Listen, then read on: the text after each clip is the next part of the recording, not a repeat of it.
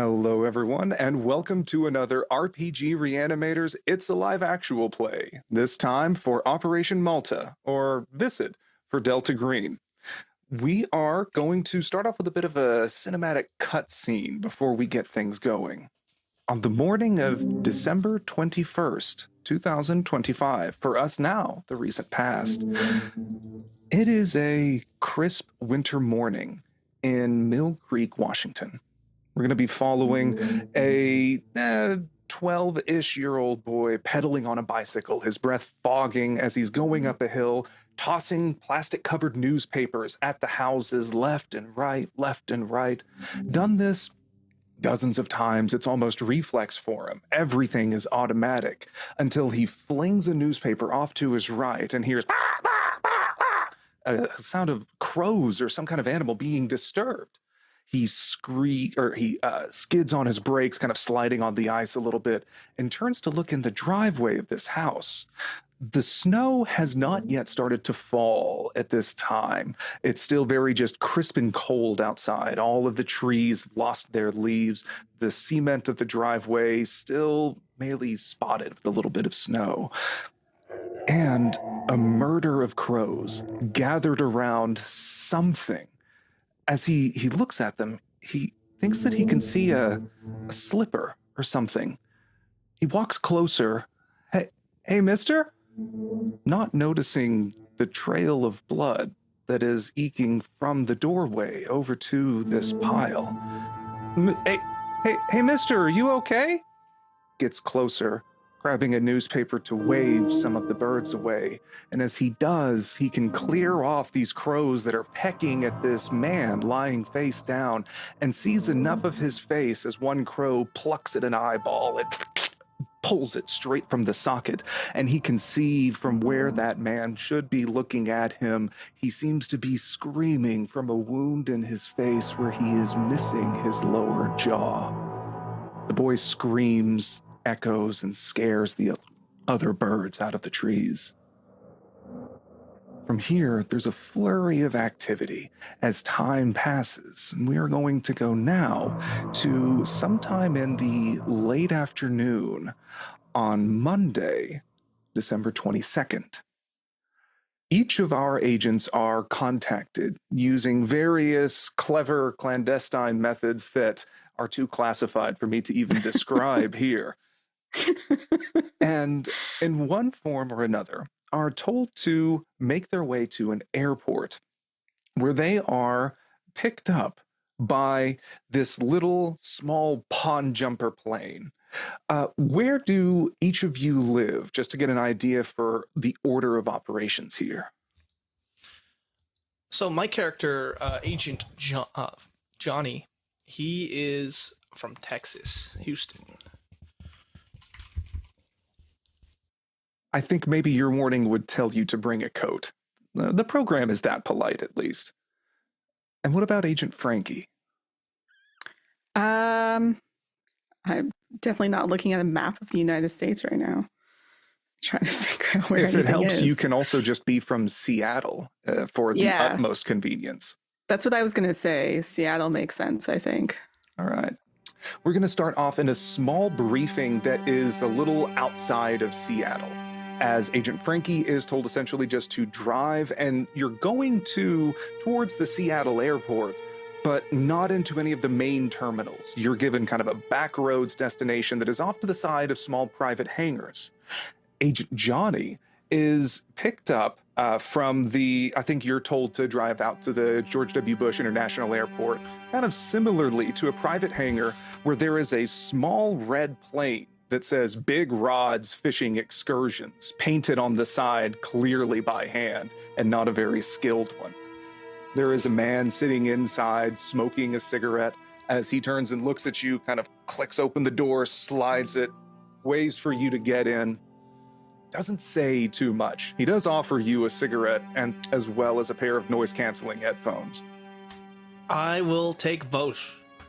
All right. Yes, silent with a grunt. Yeah, he hands them to you. The only thing that he says is, seatbelt doesn't work, and then starts turning around to fly up and flies you across the country to this small airport where Agent Frankie has been waiting and kind of staring awkwardly at this very, how do I describe? She's definitely vaping. Vaping. As you are just kind of with very awkward company, is there is a woman who I can describe as if a steel cable was wound so tight that you are afraid it is going to snap at any moment. This is also evidenced by her hair that is pulled back to the point that you can just see it lifting, pulling on the very strands into a taut ponytail. She introduces herself as Agent Billy and says that we're going to wait until everyone else has arrived. At this point, Big Rod's fishing excursions happens to touch down on the tarmac and steer its way over to here. And let's start with Agent Johnny. What does Agents Frankie and Billy see as you step out of this plane? So I would say that Agent Johnny, he's still smoking. He's bringing this cigarette, probably his fifth one, on this plane ride, because he's been chain smoking with the pilot.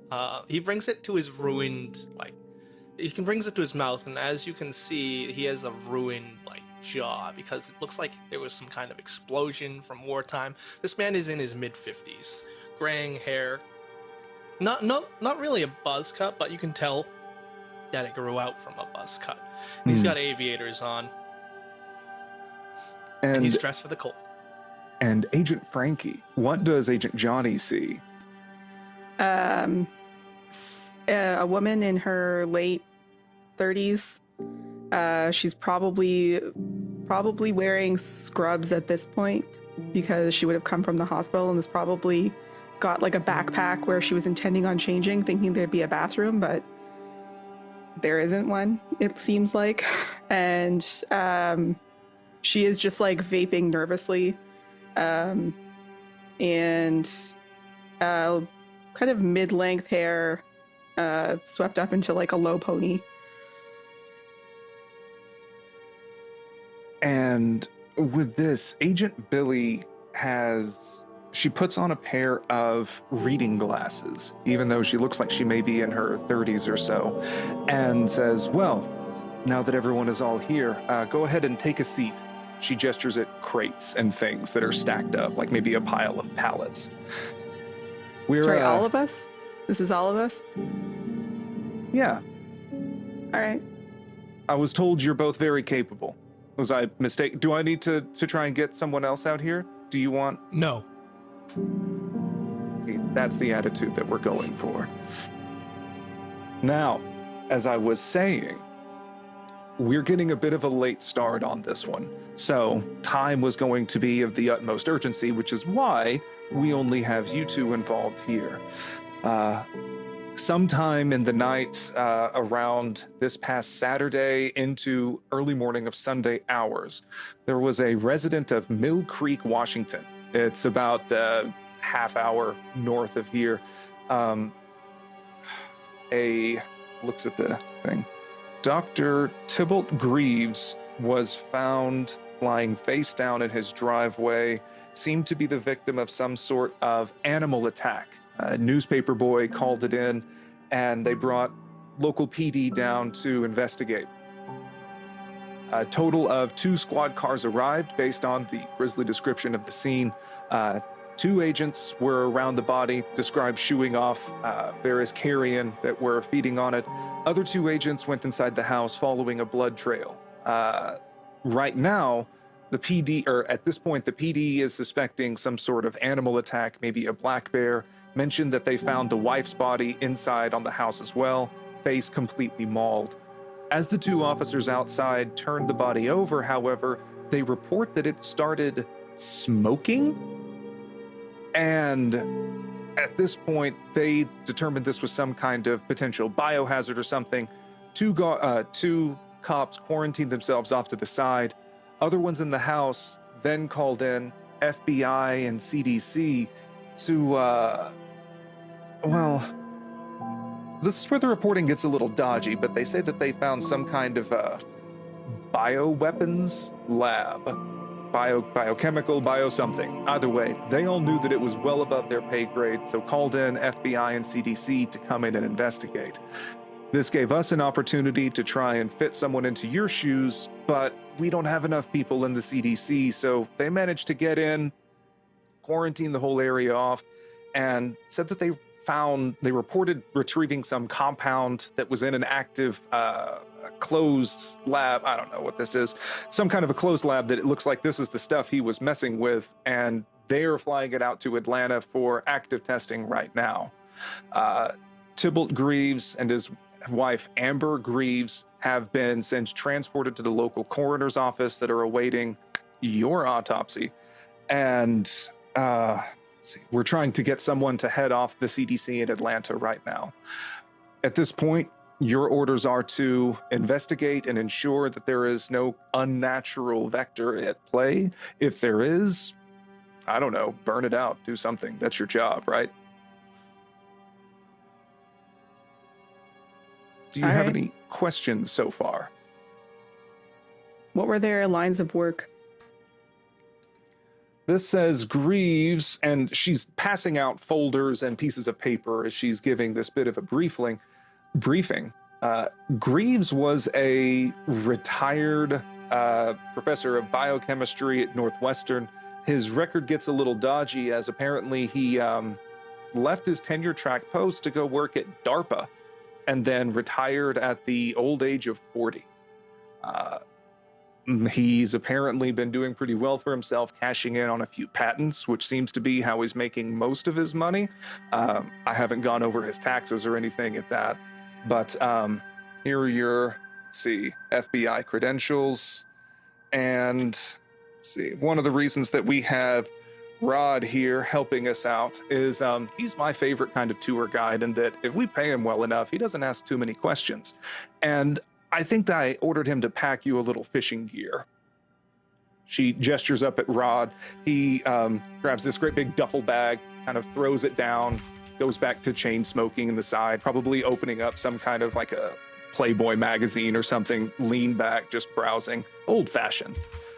You can open up the bag and find 2 AR-15s, as well as a couple of pistols. I don't know. They're a Glock. I don't care.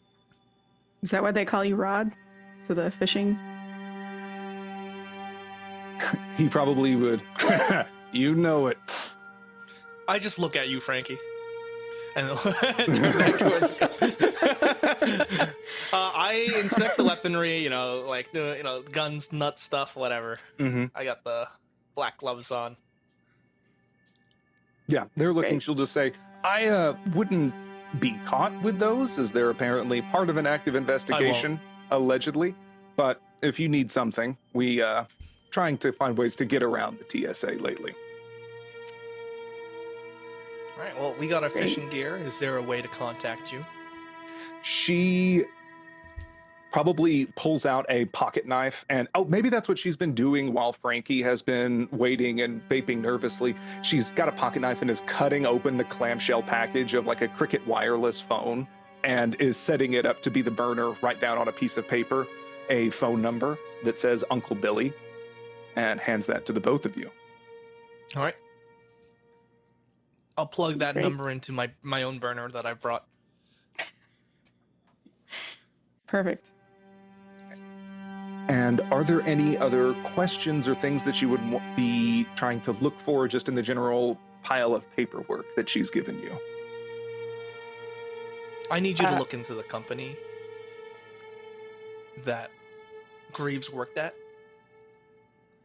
with whatever resources that you have, while we go about looking into the company with the resources we have. He never worked for a specific company. He worked at Northwestern University for a while. DARPA? And then, yes, at DARPA, where many of those records are going to be classified. We've got some people looking into it, but there's an awful lot of black marker on these files. So We'll send an update if you find anything then. Can do. I'll grunt again. Yeah, that was my question, was what he was working on before he quote unquote retired. Yeah. And at this point, she doesn't have a solid answer. And she has just said that he he seems to be associated with several patents, but will continue looking, and you feel like might give you some more information later if they happen to unearth anything. Great. So yeah, let's. I guess I'll go do an autopsy. In I think Arkham? Hey. I do think we need to look on his computer or on his personal devices. My brain first went to like maybe Russia or something like that, paying him for secrets. Yeah, as Billy describes it, there are a couple of Leos that are stationed at the quarantine house awaiting your arrival for investigation, as once the CDC came in and validated that this is some kind of potential bioweapons or at minimum biohazard condition, they have created a quarantine tent all around the house, and local Smokies have not gone in on their own since then. And then Tybalt and Amber Greaves's bodies are chilling in the morgue, since you are coming into this roughly a day late due to being hung up in bureaucratic paperwork. Great. I'm good with going to the morgue first, unless you want to go to the house. Yeah, let's stick together. Operate All in right. teams of 2. It's all we got, so That's all we need. All right. I guess I probably have a car if I live here. Yeah, I assume you drove here, so that way Frankie Yeah. has a car. You don't have to worry about rentals and all that tedious paperwork. If you don't say anything, I'm going to light a cigarette in your car. Can you open the window? Oh, is it one of those like hand crank ones? Or do you have one? Yeah. Nice. Yeah, she's got like an old van. Yeah, so I've She got drives the around. duffel bag slung over my shoulders. Throw it in the trunk, right? We're good to go. Yeah. Mm-hmm. Okay. Great. And then with that, Billy will say that she's going to stay here, that Rod is being paid to hang around for the next 48 hours in case you need to be ferried either back to your homes or elsewhere, but that they're mostly going to be camping out here for, again, the next 48 hours. As you both start driving towards lovely Mill Creek, Washington. Some people would call this quaint, sleepy, but very cute mountain town. Others may call it incredibly boring, as there are plenty of forested parks and nature trails that you see as it's getting outside of the hustle and bustle of the city, and is just more in a slower kind of living. There are various older houses that were probably built around the 1920s or so, but then there are several very new, ultra-modern, Art Deco kinds of weird gentrified houses that are kind of spotting in around the town. There's nothing too fancy around. There is basically a Barnes & Noble and a small, like, kind of urban strip area in Mill Creek. But besides that, the local sheriff's office and the Sonoma County coroner is a little bit outside town. Let's see. Agent Frankie, what is your alertness? Actually, same thing for you, Johnny. 60. All right. 60. Well, you two are just two peas in a pod. As you are making your way through town, with the traffic, a lot of people are moving in for the holidays, so the roads are a little bit slower. It's getting to be fairly dark by the time that you arrive. It's kind of after 5:30, the sun is setting because winter seasonal affective disorder is going on. But there's still just enough light out that you can make out some of the details without needing your headlights. Making your way through town, you get spooked at first because a bird swoops down and kind of bats onto the windshield of your car, and keeps on going. As the both of you note something a little odd about its appearance, as not only is it flying kind of crooked and haphazard, like maybe it, I don't know, got into some alcohol or something, it is maybe flying a little bit drunk, but something about its eyes stuck with you. because you're not sure how. You're not exactly sure what a bird's eyes are supposed to look like, but something is tinkling in your mind that it's wrong. But either way, you keep on driving down the road and get to the Sonoma County Coroner's Office. Would a biology score help me know what's wrong with the eyes? Sure. What is your biology? 60. I would say that's enough, as you would probably know that birds, or most commonly, in this case, I'll just say crows in general, don't usually have white sclera. Weird. Is this guy experimenting on birds? Possibly. Odd animal behavior. I write that down in my notepad. Do you have a little tiny... Yep. Great. And you both Perfect. can get to the Sonoma County Coroner's Office. Your credentials are, well and good. They have been expecting the FBI to make an appearance, so if you go up and say FBI with the right paperwork, not many people are asking a lot of questions. You are introduced to a Dr. Louise Stubbs, maybe 60-ish year old African-American woman. Her hair is up in a bun, sort of on the top of her head.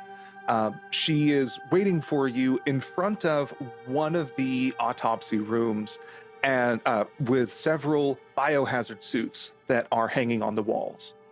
She recants much of what she has been told. It is in the official police reports. Apparently, the two officers who were turning the body over and were exposed to some kind of a smoke from the wound, as they described it, they have been quarantined actually at the same hospital where you work at, Frankie. They are under active monitoring and in full biohazard quarantine until they really know what is going on here. And besides that, they have been keeping... That's my checklist. Yeah, and they have been keeping Tybalt and Amber in the refrigerated section until your arrival, just because you're a little bit late. Are there any questions that you would have for Dr. Stubbs before she instructs you to put on these biohazard suits? Did it look like smoke or steam or powder or... I'll tell you, you're lucky if most of these Leos happen to have a bachelor's, so their description wasn't the most in-depth. They did just say it scared the hell out of them. They turned the guy's body over, and I gotta say, it's not that pretty to look at. His jaw is ripped off. No one ever said that they found any of the other body parts, so it must have been eaten. Is my best guess anyway. But they just said that it was from the wound itself, started smoking after they turned it over. Said that they got to the body around 7 a.m. or so. I don't have the paperwork on me, but sometime around there. And this confirms more or less what you have read. Well, I'm Special Agent Norman, and this is my partner. Bates. I assume at this moment, Agent Frankie is having that calculus meme going through her head, trying to decide on a code name really quick after Agent Johnny has Agent Norman. Knock her out. Agent Nancy. Mancy. Dr. Stubbs' eyebrow just kind of goes up a little bit with each of the uhs. She's like, right. Okay, well, you both know how to put on hazmat suits, right?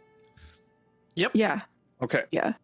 And she will guide you over to those and start suiting up herself. She has a collection of files, including photographs that were taken from the scene, that she plans to kind of lay out how the bodies were found before they were moved here. Since this is you're coming into this indirectly.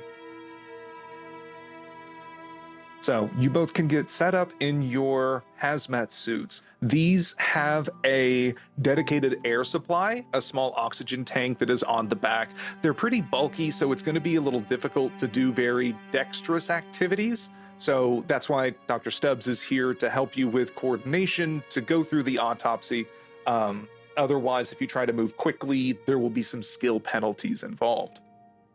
She guides you both inside, shuts the door, and locks it with a little red light that comes on outside to let anyone else know this room is occupado, I believe is the official term. Goes over to the cabinet with the various more cabinets, I don't know, opens one up and wheels out one body that is covered with a sheet. And there's a little bit of kind of red spotting over the misshapen area where a head should be. She will kind of look at the both of you and say, you're both have strong stomachs, right? Not so much for this one, but the other one's more of a sight. Yeah. All right. She whips the cloth down so that it ends maybe around the the subject's abdomen.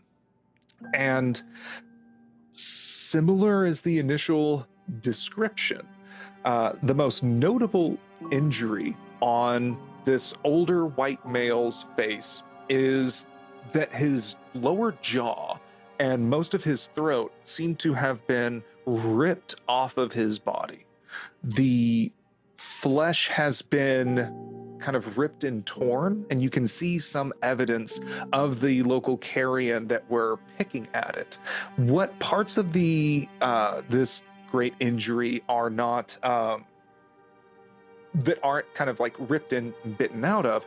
You can see some blackened residue that are kind of around the most superficial areas of the wound, which Dr. Stubbs would help surmise, like, this must have been whatever was smoking whenever they turned him over.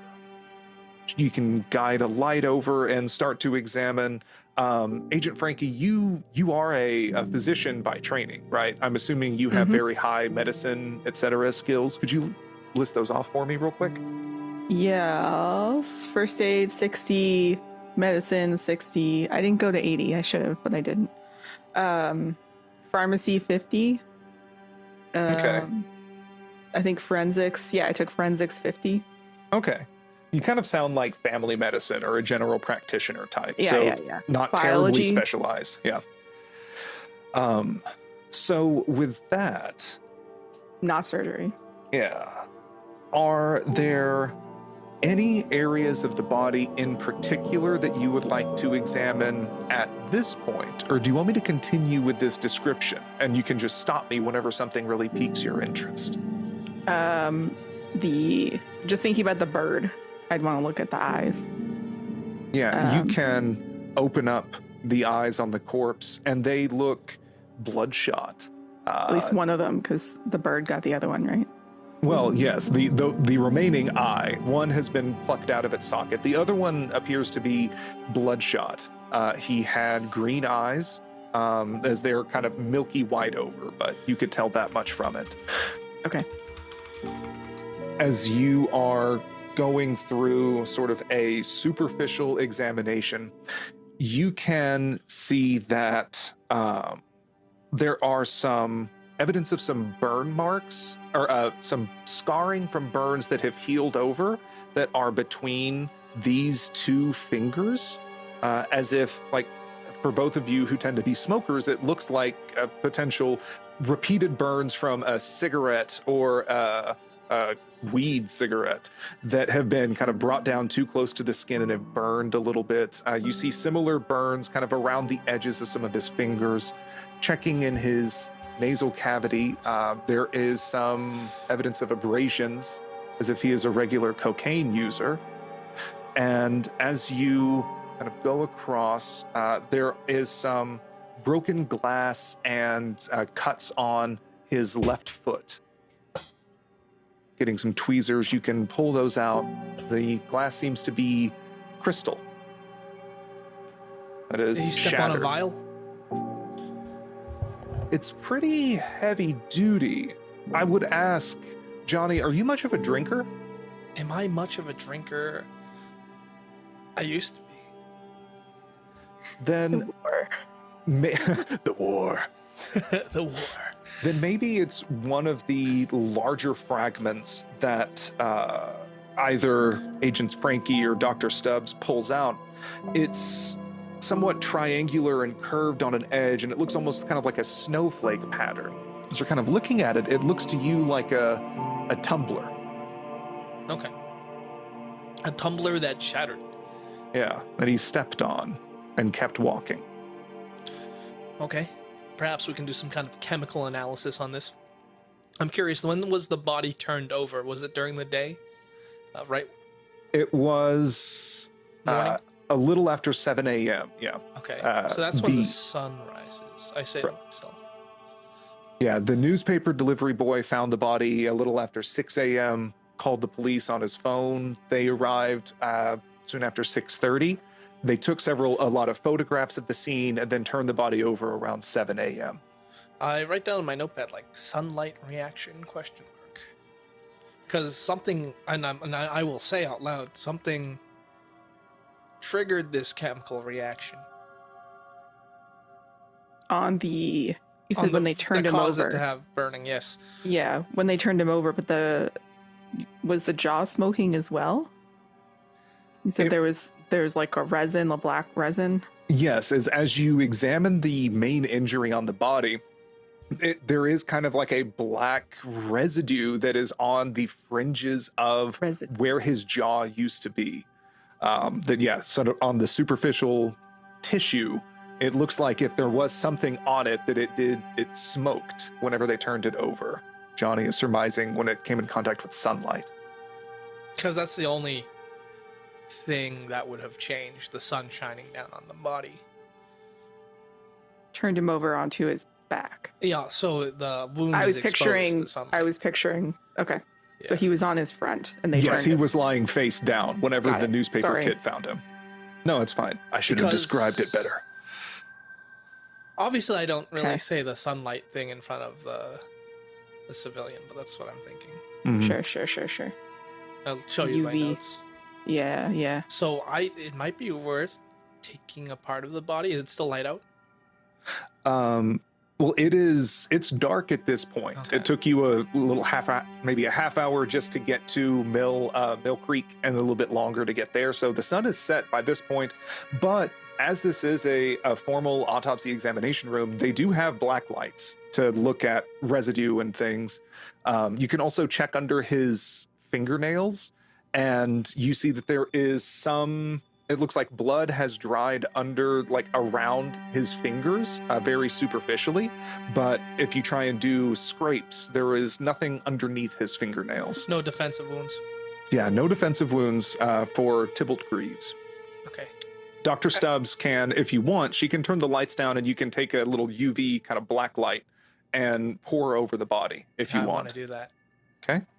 As you are scanning around on the body, his left foot and some of the right, there's a little bit of a bluish spatter on it, which Frankie or Dr. Stubbs would be able to spot.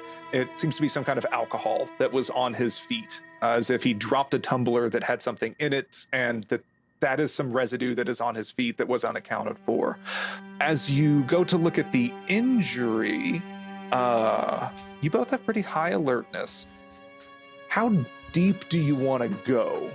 Do you want them to do the V incision to open him up? Yes, that's part of the autopsy. Yes. So Like, you're Yeah. still in the very superficial phase of it right now, but I'm asking if you want to, you can shine the black light over, and it's not giving too much information. His veneers are reflecting back very white under the black light, but no Veneers. reaction superficially. If you want, you can do the V incisions and open him up. This takes Sure. some time.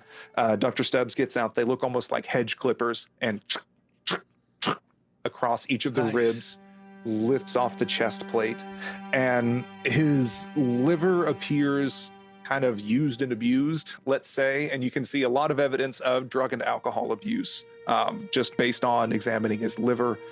As you move some of the organs aside and maybe give a little bit more of an incision, not in the trachea, but in the Oh, I'm sorry, not in the esophagus, but in the trachea. If you open it up and can hear the cartilage popping as you spread it aside, Agent Johnny can move that black light, and then you can see they were little dots almost as you move the light close that they seem to sizzle slightly. So it does react to It does react. light. So my hunch was right. Nice. But obviously we can't really. Can we explain this is this a natural occurrence that we can explain to this doctor that we have with us? Is she a doctor?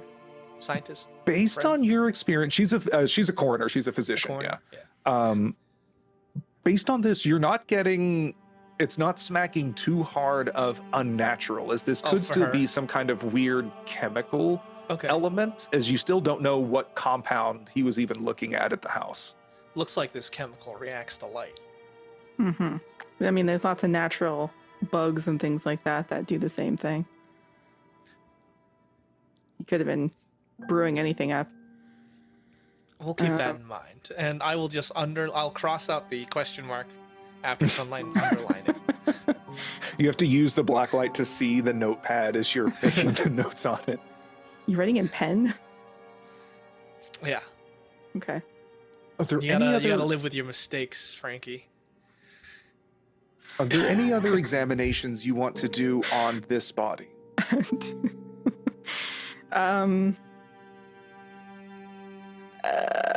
We looked at the eyes, looked at the hands. He likes Cause a of death G&T. officially? I mean, throat ripped open? It could be any number of things. Blood loss, suffocation.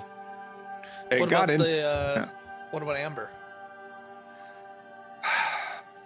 Her, it's almost the same story, but worse. Could have been, it likely was exsanguination as cause of death for her. There were numerous defensive injuries on her hands and arms. Whatever it was tore into her and kept going. So, And cause she's of in death. front of us, right? Her body's in front of us. It's still in the cabinet, but since the cabinets are refrigerated, you're just kind of examining, then are going to Gotcha. push them back in to do one at a Oh, time. so one at a time. Gotcha. Yeah. All right. Did it look like claw marks? No, that's been the damnedest thing. As you're examining the body, aside from like the clear beak marks from the carrion, you don't see any slashes. Everything looks torn, and you Looks don't like a see any chemical burn or punctures. And no signs of burning. There's just Or like like- the residue leaves a reaction, or the reaction leaves a residue. But aside from the evidence of scarring around on his fingers, you don't see too much more evidence of burning. Okay. If you want, we can put Tybalt back in the freezer and move on to Amber. I'll write down in my notepad under barrel UV tack light.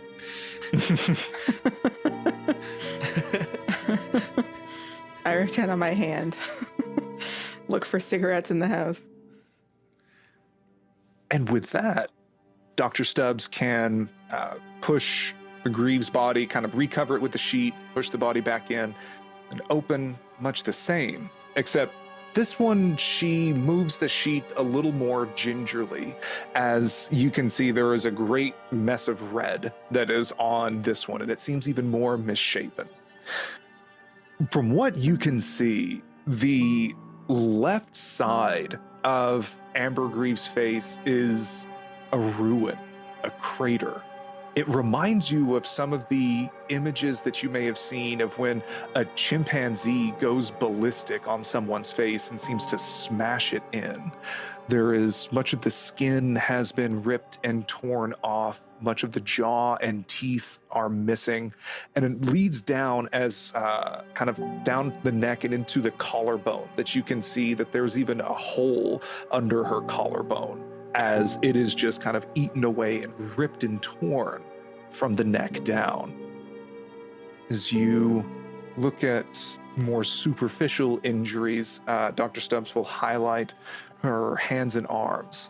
She has rather long blue acrylic nails, and there seems to be some kind of a residue underneath each of these. The skin of her fingertips, though, seems to be ripped away, and there's numerous injuries and things sustained to her outer arms that seem to be defensive injuries. We'll take a sample of the substance underneath the fingernails, and then I'd like to perform the UV light test. Okay. After we're done. Yeah. As you do the full kind of outer body examination, there is much of her hair is kind of scabbed over with blood, as it seems like she was laying in presumably her own blood for some time. Similar residue that is on her back. Nothing on her feet or manicured nails, though. Most of the injuries seem to be just to her face, upper body, then hands and arms. As you dim the lights down and shine a light over her, nothing happens. The skin doesn't react or smoke on the surface. But as you maybe kind of move the light down, open her jaw up slightly, you can see slight, maybe a little. As you move down, looking sort of at the injury down her esophagus and inside of her chest cavity, you can see a little more evidence of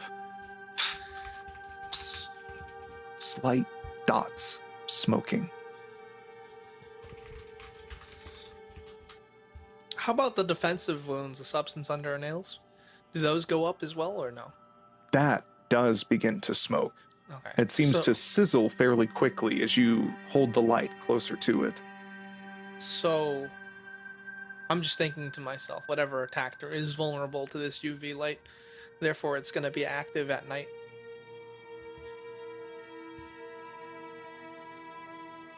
Making a game plan. Yeah. Are there any other examinations that you want to do on the surface before you crack her open?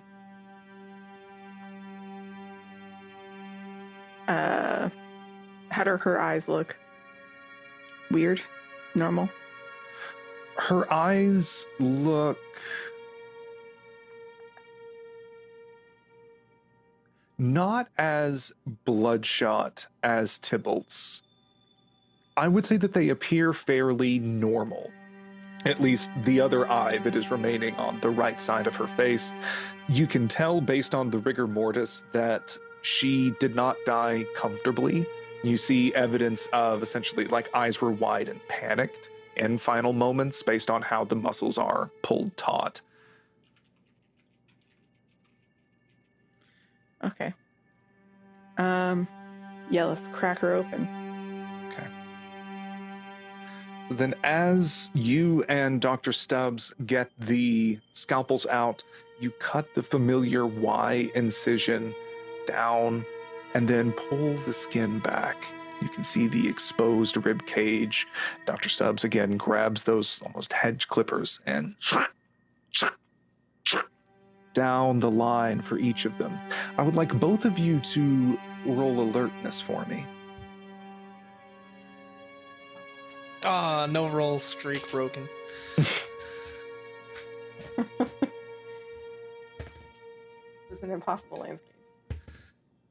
14. I resemble that remark. I passed. Okay. No. Okay. 81.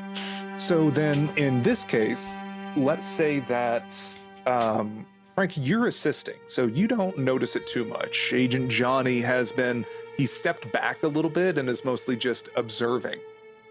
But you swear in the moment between whenever they finish with the left side of the rib cage, they start to move over to the right.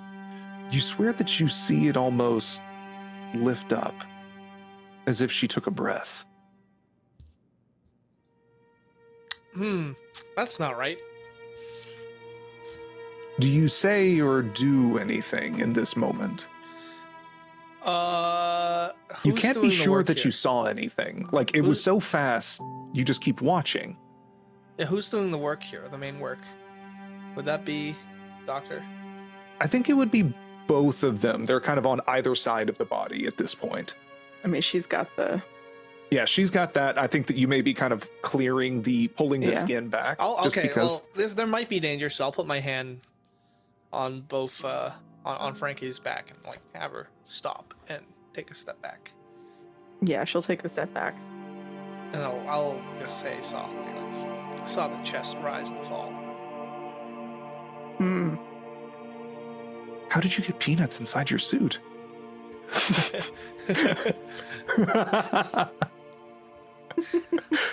Roll sand. It's a bad time. Okay. Can I I mean, observe? like, there's muscle or- spasms after death, but you can never be too careful. There's no way she's alive, though.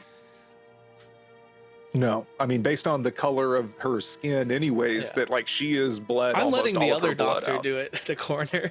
Yeah, she like. I think that you have a little bit of time to kind of briefly whisper between each other before she really notices too much that's going on. She's more focused on splitting the rib cage as it's going. But yeah, just asking if there's anything that you all kind of say or share in this brief moment. No, Okay. I'm curious on what's gonna happen, and it's gonna happen to this coroner.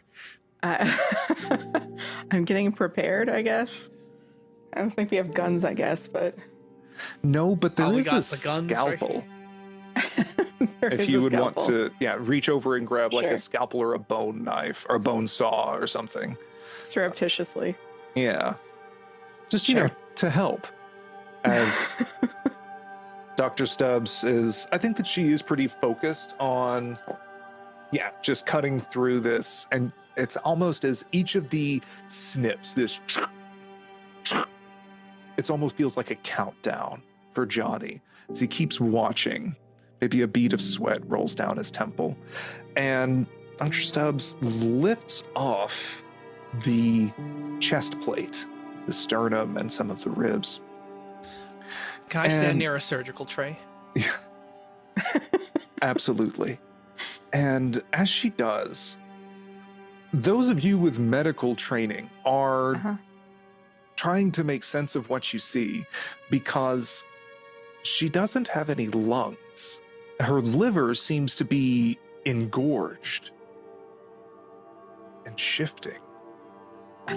As you Oh, are no. watching, you see some of the tissue seem to fold over on itself, shift slightly, and I would like each of you to make me a stability roll, a sanity roll, because this isn't Impossible Landscapes. 06. Yeah. Johnny, you've been waiting for something to happen.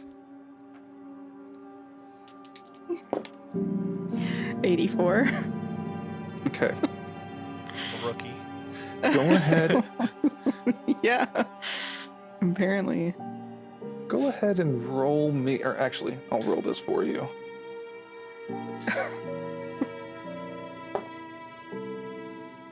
Hell yeah. Okay. Subtract 3 sand, unless you want to project in this moment, as you're seeing her liver, question mark, shift over and around about the time that you hear Dr. Stubbs go, "What the fuck?" And as she does, an eye pops open on the side between the folds, and then a second, and a third, as you watch the very human pupils scan about the room and lock onto each of you. Between some of the folds that are shifting, you see some of them go to open into a mouth full of perfectly square teeth as it begins to scream and launch itself out of Amber Greaves' body. We are going to go immediately into combat, and this thing has a dex times 5 of 80. Because I got ready, could I argue that I want to throw the surgical tray at it if it's going to launch itself? You absolutely can. Go ahead and give me an unarmed combat, whatever skill you think is most necessary. I think that this can all kind of go off at once. With pleasure, Lex. Okay. With pleasure. Yeah, since I failed my SAN, I don't think I'm ready. That is a 72 out of 80. Okay. So then on a success, go ahead and for a surgical tray, I'm going to say that it distracts it somewhat. And Yeah, go I want ahead to and save the lady. Well, That wasn't the tune you were singing before. Yeah. let's see. And do you want to go ahead and roll me a D4 as maybe some of D4, the yeah, of scalpels course. and things kind of puncture into it? All right. Ready, set, go. Oh, and actually, I forgot. 4.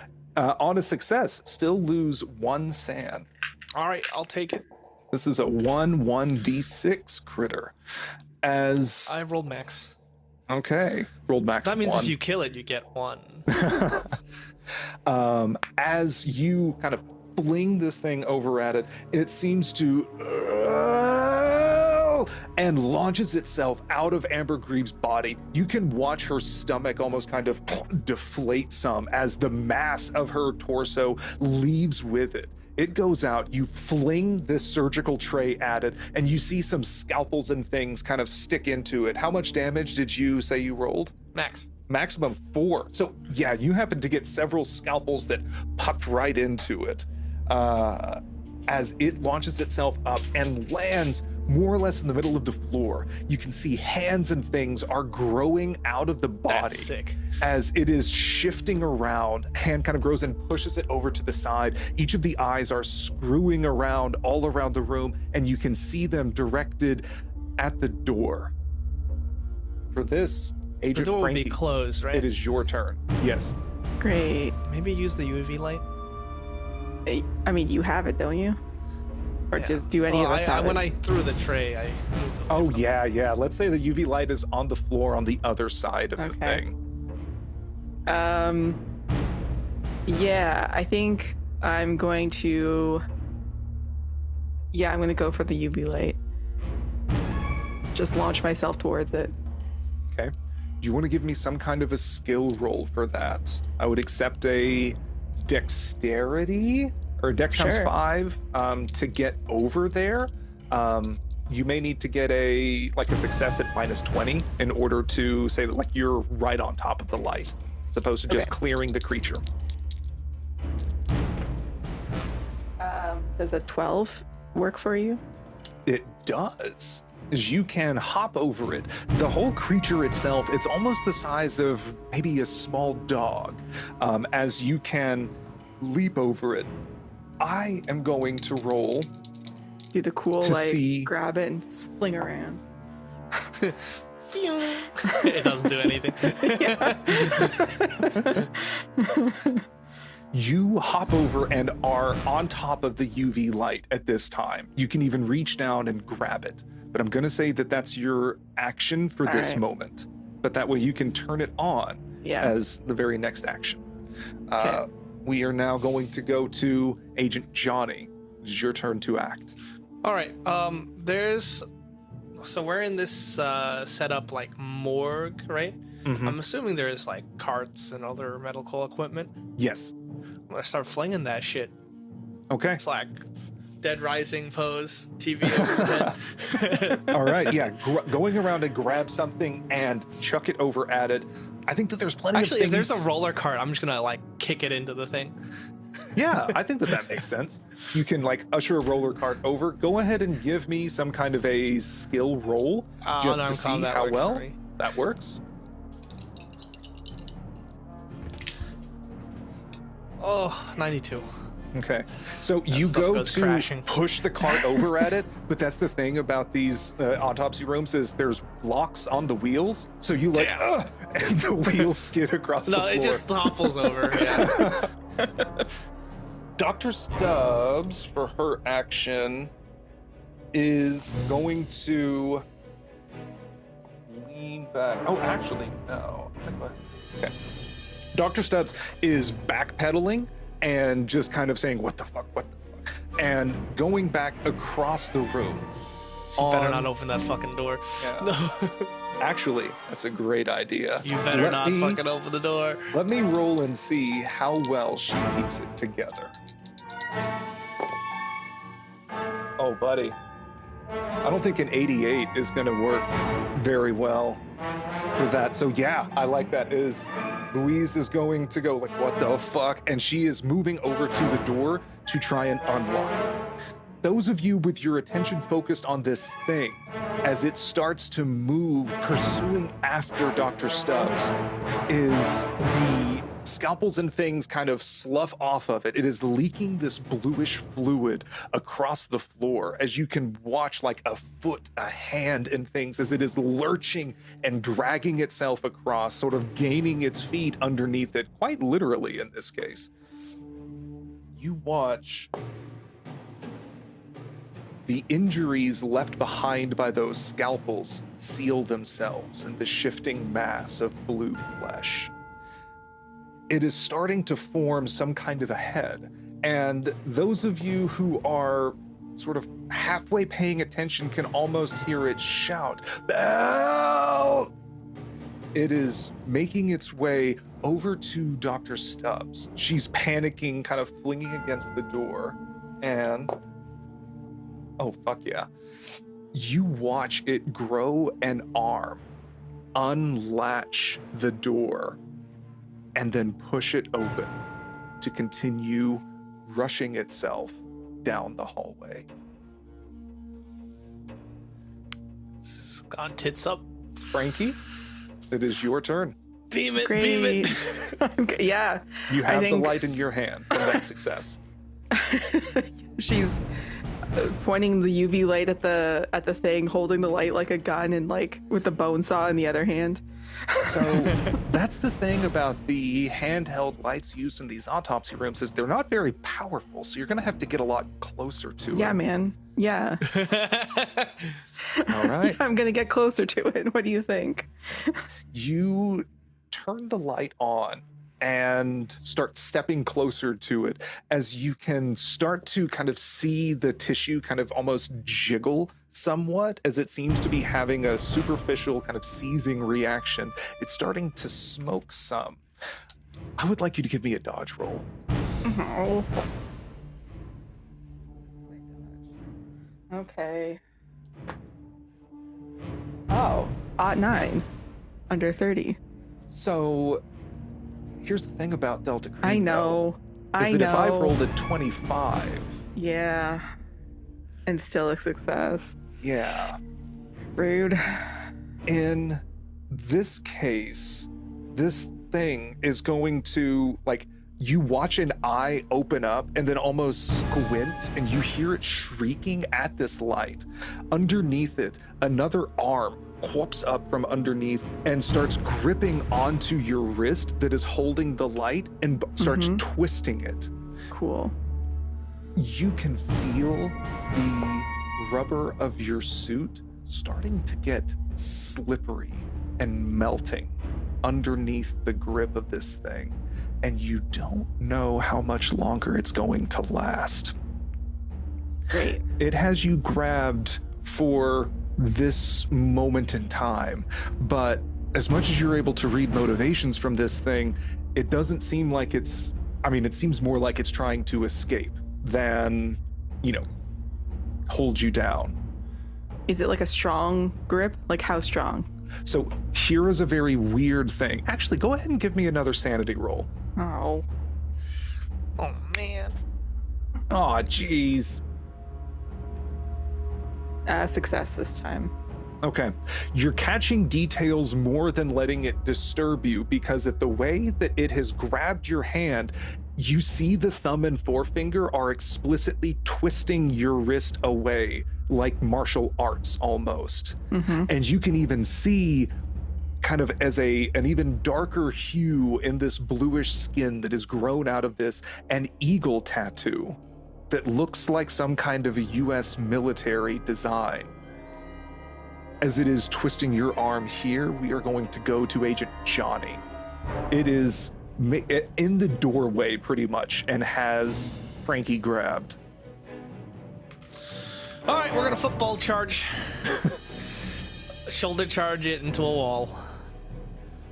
So it's pretty low to the ground. It's not like male height. Very well, football punt. So you're going to try to punt it. All right, this is going to be great. Go ahead and give me an unarmed attack roll. All right, is this the second time it's been attacked? Let's say if you want to get to break the dodge, you'll need a success at -20. Otherwise, it's just going to kick the shit out of it. Okay, good. I'll do it. That's a 27 out of, with the modifier 60. So we're Okay, that beats the 25 that it also rolled before. So you can punt it, and you watch as its grip breaks. Go ahead and roll, what is it, a D4 or a D3 plus a damage bonus? D4, yeah. Go for it. Woohoo! That's 2. Okay, -2. Beam it, damn it. And as you kick it down the hallway, it screams, fuck, as it sort of goes skidding around. And you can see it repeatedly trying to grow hands and fingers and catch itself as it is tumbling down. The arms just seem to keep growing and disappearing into the shifting mass of it. Your boot, if you might look down, as your foot hits the ground again, it slips on the floor slightly, as even that brief contact seems to have had some sort of a reaction with it. You can't feel anything, but yeah, that slip catches your attention. You did knock it further down the hallway. Dr. Stubbs is going to scream, the light. She seems to have recovered herself a little bit, but she said, it burned it, the light burned it. Lady. Go. We figured that shit out. And she's going to hold the door open for you as Great. it is going to sprint. I'm going to have it roll athletics to see how quickly it is running down this hallway. You are currently in the first level of the basement, so it would have to either use an elevator or go up the stairs in order to reach ground level and make its way out of the building. Just like feet coming out of it. Just like a little, those like wind up toys. Just like the feet. I think that the way that it's moving is it's almost tumbling, and a foot is growing out of it as it is spinning down the hallway and moving. You see an arm go and shove a chair out of its way. I'm gonna roll its athletics. Like inside. Okay, I rolled an +7 on athletics for it to make its way down. I would say at this point, I'm gonna make a luck roll to see if the elevator is at this level. You want to say a success or a failure means the elevator is here? Failure. Okay. Oh, hang on, that one's cocked. That is an +6. So you can even see that as it moves by, it presses the button for the elevator, and it says 3, 2, and as it's making its way down, the eyes blink, it curses in frustration, and starts making its way further down towards the stairwell at the end of the hallway. It is now going to be Agent Frankie's turn once again. Great.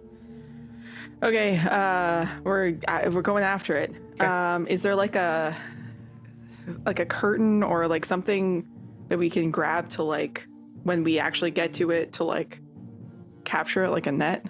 There's the sheet that was over Amber Greaves' body. Yeah, all right. Yeah, I'll grab that and run after it. Can you toss it to me? Sure. All right. Okay. If you're going to run after it, in order to keep pace, I am going to ask for essentially athletics rolls to meet its success for success.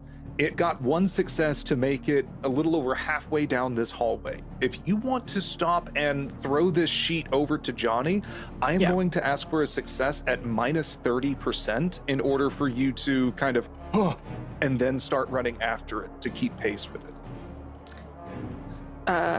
What if you just throw it to me without running after it, then? Yeah, I mean, And you then- can stay here. And that will reduce the penalty? Well, I mean, she needs to get in close proximity with it for the light to have any effect. Right. So if she doesn't give the curtain, or essentially if you just spend this turn running, you can make contact with it again on a successful athletics roll to sprint after it. If you try to do other things, I'm going to ask for penalties if I'll you grab want to the try to curtain keep pace with it. If you want to keep pace with it. Yeah. So basically, I'm like gonna point out the sheet and then run Yeah. instead like, of like grab the tossing sheet. it to him. Yeah, exactly. Yeah. So that wouldn't be a penalty if he's Correct. just gonna grab. Okay. Yep. Yeah, that's fine. All right, you say grab the sheet. I say got it. Okay. So my 30% athletics. It's all that vaping, man. I spend luck. I tell you what, though, 39. I will Yeah. let you spend some And willpower to push Yeah. the roll. How did I know? Yeah, How did I know? how about that? You can roll a d6 willpower as you're feeling that stitch in your side already. Like you took 3 steps and you're like, but spend a d6 willpower to push the roll. It's the popcorn lungs. I knew I shouldn't use sandalwood blade fluid. Okay, 5. Okay. Great. That's just re-rolling the whole thing, right? Mm-hmm. Okay. Yeah, worse. It's worse. Aww. Okay. I was close. The thing is, like, I was at 39, so if this was Call of Cthulhu, I could have spent luck. Oh, if only you had a favor to use for that. But as you're trying to run after it, and maybe, it's because this hazmat suit is so fucking big and bulky that you're trying to suck air through the air supply, and it's so limited that you're like, fuck, and trying to make your way, stumbling down the hall. It's not doing a lot to help you, and you're not able to actually hit it with the UV light this turn, but you are making progress behind it. With Okay. that, we're going to go to Agent Johnny. All right, grab the sheet and run after it in order to capture it. Okay. Give me an athletics roll at -20. All right. Just like training. I imagine you were a little closer to the 26. sheet. This. I'm good. Okay. Oh my god. So you make your way up to it. Here's the question. Do you want to try to toss the sheet over it or do like a running tackle and try to Running contain tackle. it? We're going in. Okay. In that case, I'm going to say that athletics will roll over to let you jump towards it. If you could give me an unarmed combat at -30% to try 30%. and sack it in the sheet. Try my best, Lex. Try my best. That is a 34. With the penalty, it's under 50. Okay. So with that, you drape the sheet over this thing, and I don't know how else to say it. It's pissed. You can hear and feel it thrashing against the sheet, and even start feeling, maybe even behind your suit, the roughness as you see various mouths are opening up and trying to bite its way through it. In multiple places across. Big Dr. mistake, buddy. Stubbs, Dr. Stubbs is rummaging for something, and those of you can maybe hear her also trying to run down the hallway. We are now going to go to this thing. I am going to give it, and let's do an unarmed combat test to see if it can break out of the sheet while you are trying to hold on to it. All right. Does it get a penalty for being under the sheet? No. All But right. Well, it won't move if it can't break out. feet is 63. Okay. Or actually don't, but. Well, it tried with a 62. Oh, So it is. No way. 1 point. That's crazy. But that is not a success for it in terms of an unarmed combat.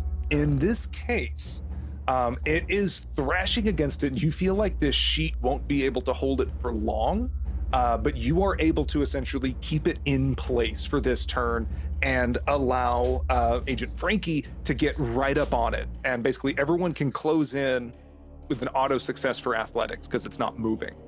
Frankie, what do you want to do? Johnny has it in the bag. Blast it with the. I mean, I guess it's in the bags, but Is it a transparent sheet or is It is it not. Unlucky. yeah. But there's like holes in it, right? From it trying to starting- the bite. mouse, yeah. Yeah, it's trying to rip holes in it and things. So if you want, you can hold the light up around it, and as it tries to break out, it's going to get hit by the light. If you don't want to ask Johnny just to lift it up to give it the full blast. Yeah, we're not gonna free it. But I do want to hit it with the light for sure. You said it's not a very strong light though, so we're gonna have to get a better one eventually. Yeah, Sun tanning beds. Yeah. just lure it into a tanning bed. They'll get us. Oh, eventually. we can MacGyver something, I'm sure. Okay. So in this They do have them case, on Amazon though. as one day you shipping. are holding the light up on it, it's kind of ripping some holes here and there. You can roll me a d4 minus 1 to see how much light it's going to be getting.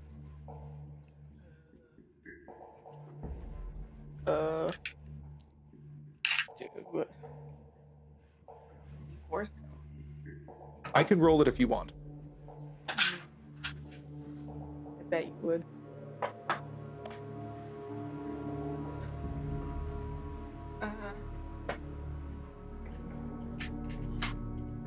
I have them. They all got taken by the Triangle Agency. 3. Minus 1.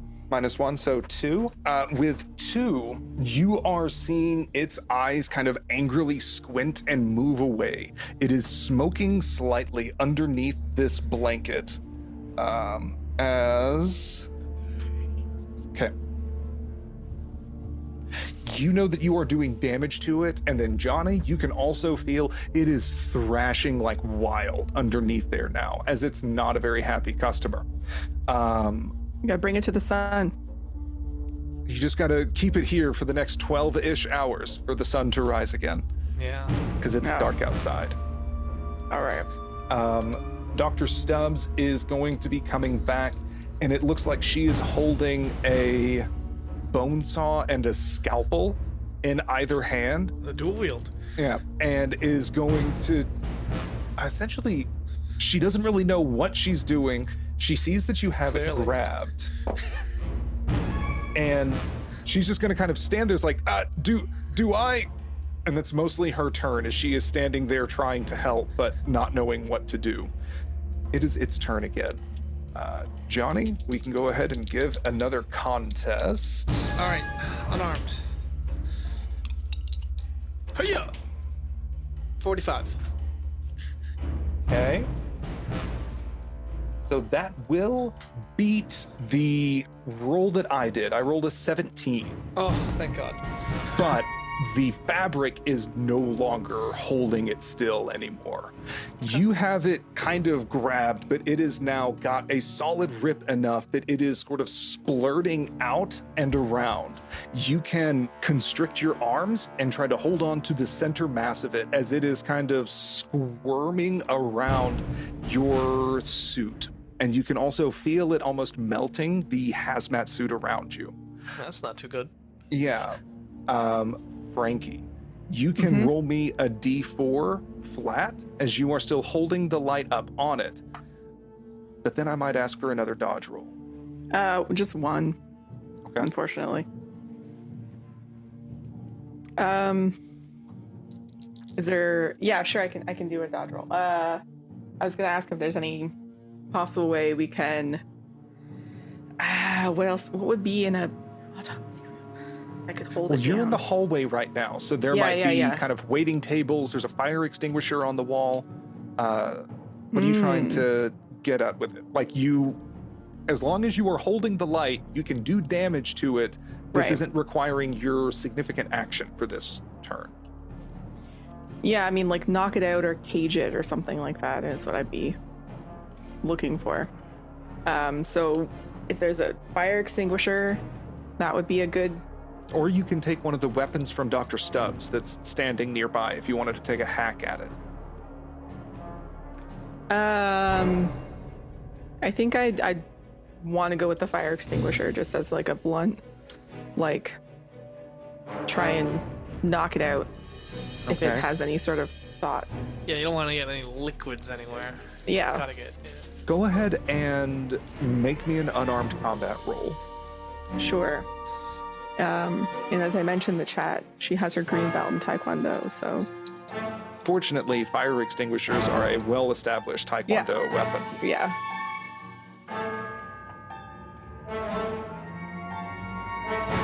How was that? Not a fumble. Oh, it wasn't? I'm gonna retire these dice though. Aw. Tell me it was a 77 so you could bonk Agent Johnny in the head with a fire extinguisher trying to hit No, it. it was a 95. I'm going to say that's a fumble. No, okay. So you can... You can turn say it all you around- want. Yeah. Just But make it that's the true. whole thing with the failure, as you try to grab the fire extinguisher, but holding the light and Yeah. trying to get this heavy Yeah. thing off the wall, you just kind of fumble around with it. And maybe it's the most you can do is to get it off the wall with one hand, because it's kind of awkward. And the light is no longer shining on it. We are going to now go to Agent Johnny, as this thing has breached out of the fabric and is sort of swarming its way around you. You can't tell if it's going to be hostile or still try and escape. I guess we're gonna use violence against it. I'm gonna try and grab it Okay. while Frankie is gonna continue to beam it. So that's the goal here. So I am just gonna try and bear hug it. Oh boy. So for that, I am going to ask for an unarmed combat at minus 40%. All right. As this thing is amorphous. It's almost like trying to grab onto those toys you used to get at aquariums, where it's like the tube, you grab it from out of your hand. All right. Well, here we go. Okay. Here's the 40%. You know, it works 40% of the time. Nope, 80. Okay. On the dot. So you're trying to grip onto it, and it is almost moving out of your hands as much as you are applying pressure to it. You're lucky Dr. I don't have my Stubbs gun is on. going to try to kind of slash down at it as it's getting kind of ropey at this point. Oh, fuck. And she gets a crit success, rolling a 33 with a bone saw, as it is kind of trying to extrude itself away from you. Let's see. Constantly reforms, blah, blah, blah, blah. Okay. And I am going to have her roll 2d4. Shit. Beth, you should have had me roll these d4. For a total of 6 damage. Oh, you know what's going to happen? There's a very interesting thing that happens with starfish. If you happen to cut one leg of a starfish off, it will regrow itself into an entirely new and independent creature. Oh. And as That Dr. doesn't Stubbs... sound like a critical success to me. as she does a shitload of damage to it, and as she cuts it, it kind of breaks into 2 parts, and each of them are going to continue to scramble. Actually, one of them is going to...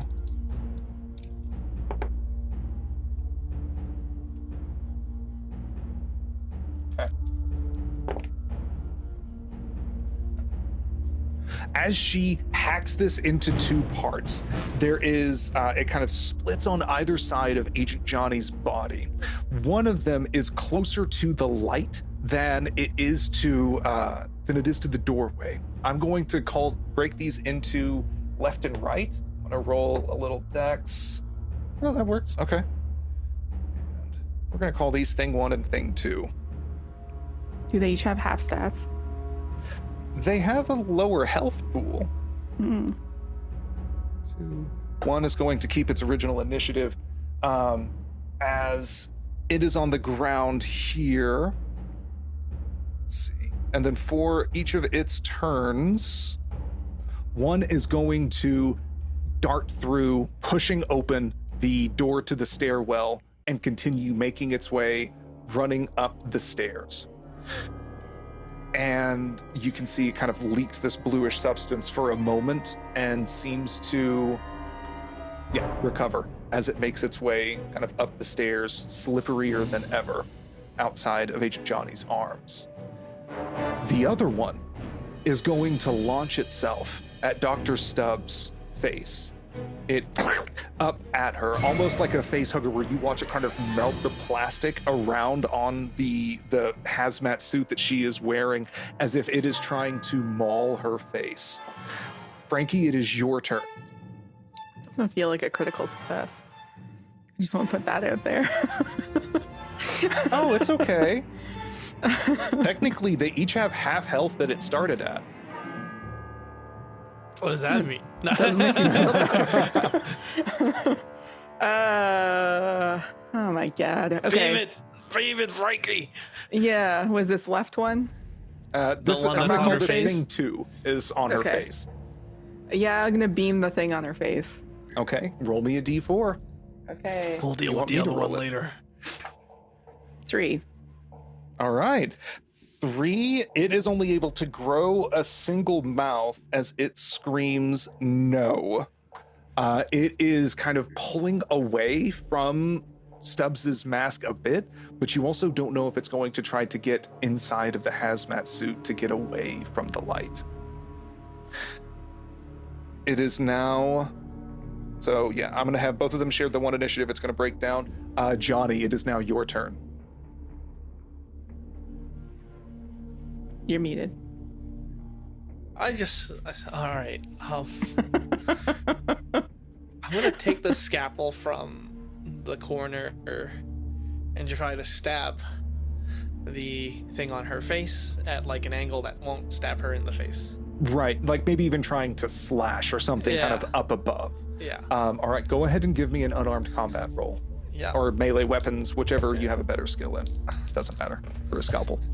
That is going to be a 32 under 80. Okay. For that, let's call it a d4 plus 1 for damage. Woohoo! Here we go. 3 damage total. Okay. And as you are slashing at it, the skin of it almost, or skin, if you can really call it that, seems to kind of flake and break away as you're repeatedly slashing, and it sort of falls. As Frankie is continuing to hold the light on it, it is sizzling and kind of breaking down. You feel like this one is under control, as Dr. Stubbs is kind of panting and trying to rip the hazmat cover off. Health reasons be damned, I think that she needs to try and breathe as the plastic is melting around on her face. Love melting plastic. And now I just want to ask the two of you, do you want to continue try to chase after the other one that is making its way up the stairs? This piece of it seems to be immobilized. Yeah, we gotta get the other thing. No, you keep the light on this one. All right. Actually, I think we should just let it go. It'll show up one way or another. I'm not sure that's a good thing. I know, but like I don't know what we can do, because if we take the light off of this one, it might get back up. There's only one light. There's 2 of them. Okay. Sure. I guess. Oh no! What do you think? If it seems like this one is under This seems- control, like if I take the light away, Like it's how? not What does under that mean? control? Like under control? Yeah. Yeah. I'm just trying to get a sense of how we feel about this. It is Like with the giving- light, it's under control. Is that what you mean?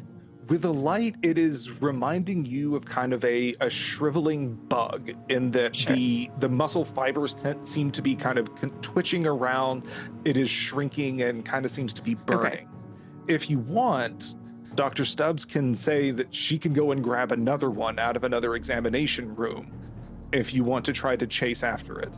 All right, I think we're gonna have to just trust her. But yeah, I'm gonna say Yeah. tell no one about this. Meet me after, and I'm gonna run up the stairs. Yeah. Okay. And, okay. Both of you can give me athletics rolls to chase after it, and I'm going to give a luck roll on how much progress it made, since it is smaller.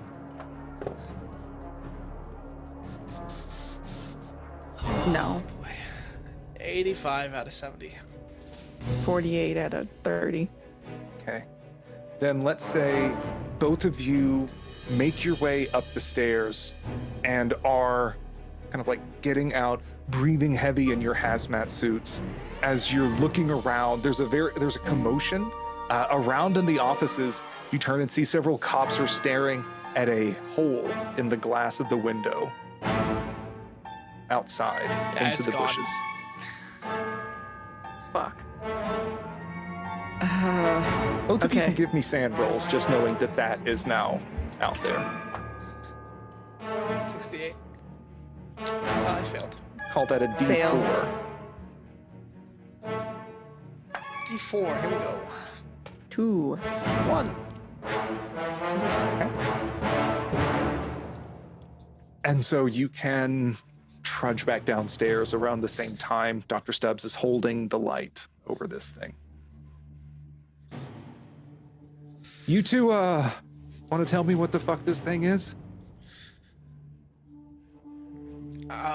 Your guess is as good as mine, Doctor.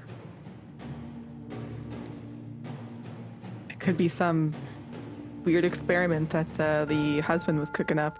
What do you think it was? I think it was fucking nasty is what I think it was. What do you think should happen to these things? Is that a rhetorical question? She says, like, holding the light on it. Be like, can I stomp on this? I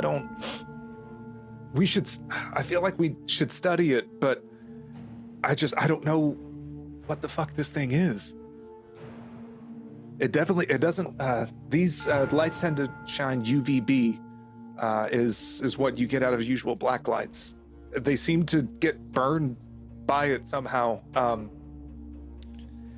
If we take this thing into cinders, I don't know how much we can learn from it. Okay. I feel like we would have to. I do think we should burn it. That's my. All right. And Okay. we're not going to say a damn word about this to anyone because they will never believe us. I was gonna say, who the fuck would believe me anyways? That's correct. And yeah, so she can continue holding the light on this until basically there's no juice left in it.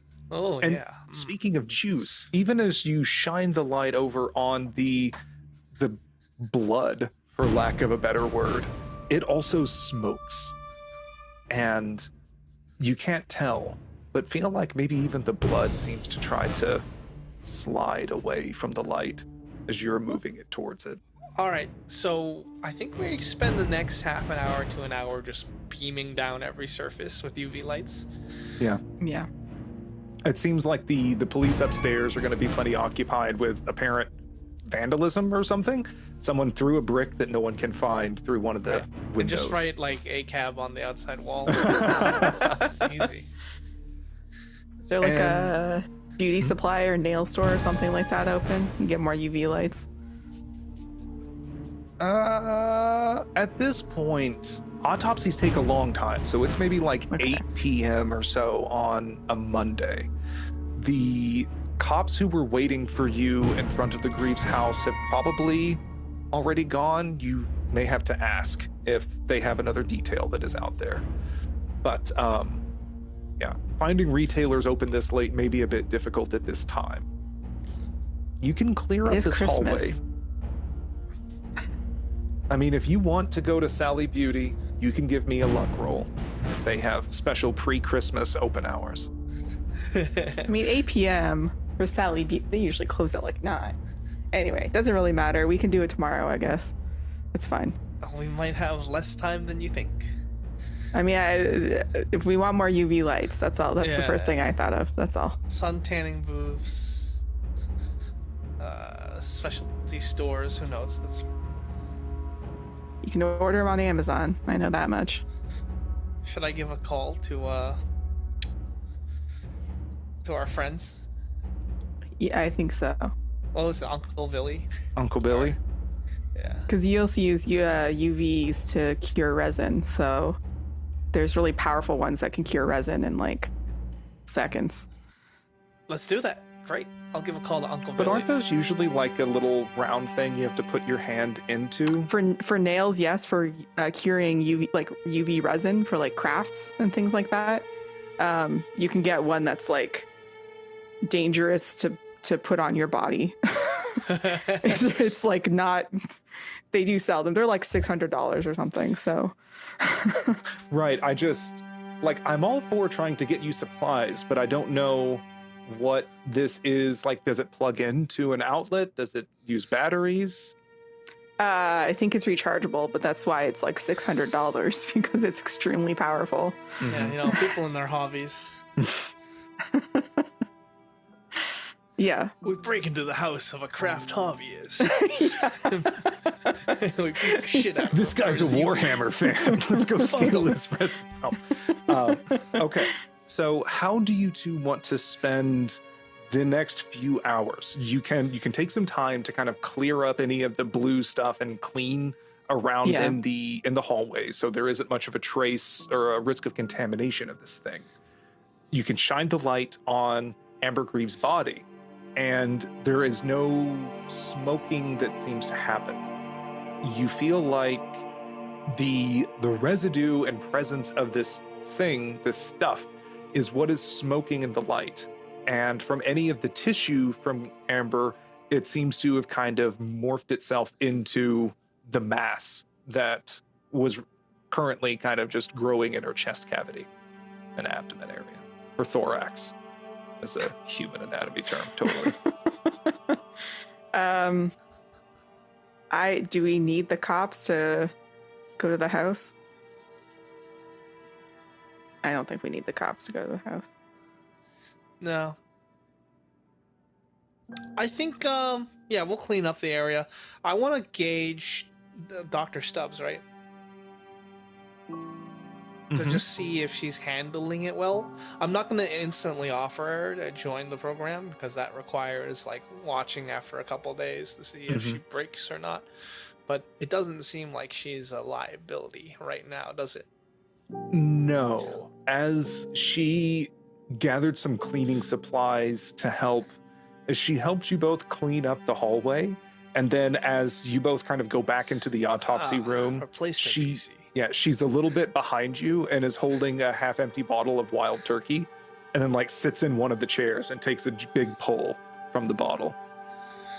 So your read is like she doesn't seem like an active flight risk, but also whatever that is, she doesn't want that being an active hazard to people. Okay. So it seems you have an ally, tentatively. All right, we'll keep an eye on her. But this is good. This is really great. Critical success, even. Well, you don't want the GM to roll crit successes. Yeah. I'm gonna try and like look at the outside, see if there's a trail of anything before it burns up in the sunlight in the morning. Yeah, as you go, like, honestly, I won't even make you roll for it. The thing is roughly the size of... I said it was a small dog at first, so maybe it's like the size of a cat or a New York rat or something. Trying to look for a trail or anything. Yeah, it's not leaving a bunch of ick that you can follow. If I shine a UV beam, like on the ground in the projected path, will it burn up? I think that you might find some on some of the glass outside as it bursts its way through, but that fizzles kind of quickly as you try to make your way through the bushes. That it doesn't seem to be leaving residue everywhere that it touches, or at least not clear enough to follow. Well, this thing was human once. My working theory is that it was some poor son of a bitch soldier or test subject that got the consciousness got put into this meat form. Yeah. Right. 'Cause it could based on talk, it could fight. And the tattoo, the eagle tattoo. But did it look like a what kind of eagle tattoo here? Because What kind of eagle I'll tattoo? give you this one because you were in the room bad too. people tattoo, or is No, it the... oh no, not that kind of eagle tattoo. Whoop. No, this looks. I'll give this to you. Maybe U.S. Air I was in the Force. army. Okay. Yeah. Yeah. You get more of an Air Force vibe from it, just kind of that you saw at a glance. Damn chair force. Okay, interesting. I do think we should go to his house. That's what I Okay. think. Okay. Works for me. We know one weakness, but if we can find some Let's kind of get equipped motivation, and then let's go to the house. sure. I'll give a call to Uncle Billy. Just say, hey, we think that the Vector got out originally and not implicate us. Okay. But we did manage to dispose of something of one of the instances using ultraviolet light. Any information on Greaves' prior jobs? Okay. With that, let's see. Uncle Billy will tell you. Why am I so blurry? Uncle Billy will tell you that she will try to get some kind of UV light. If there's any military supplies, it would be an accessory. You could do like Underbarrel would be an good. underbarrel mount. Yes. She would tell you Greaves worked for DARPA from 1985 to 2001. First location was at Mount Weather, Virginia. Bum, bum, bum. And then in 2001, Greaves resigned. Hang on just a second. Yeah.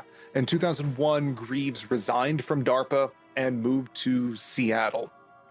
There, he sold.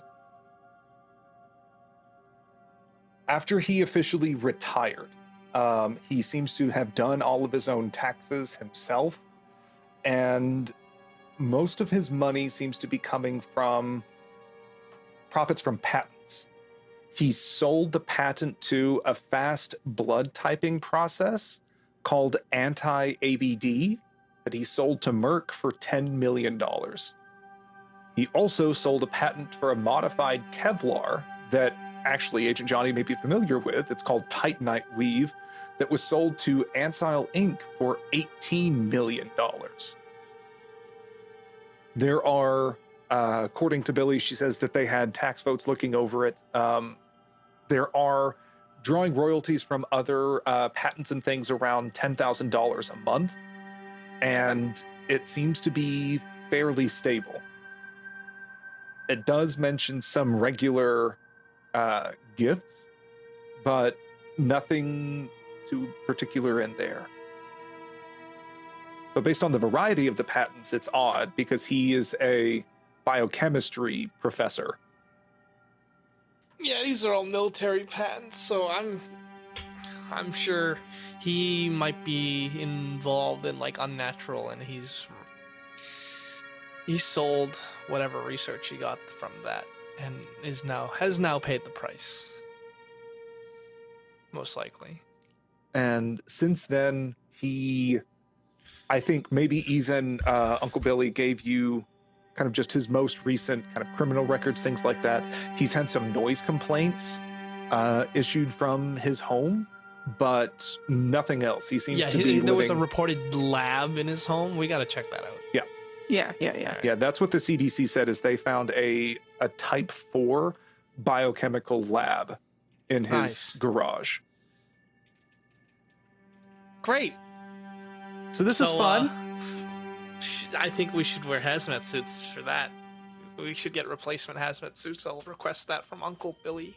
Well, Stubbs would say that the cops that they had waiting for you at the house also had hazmat suits. Oh, okay then. If you're here, Did they like, leave them though?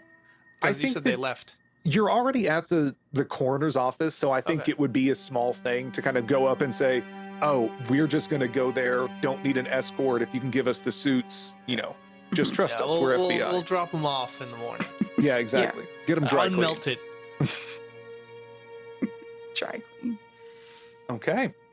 And so with that, you can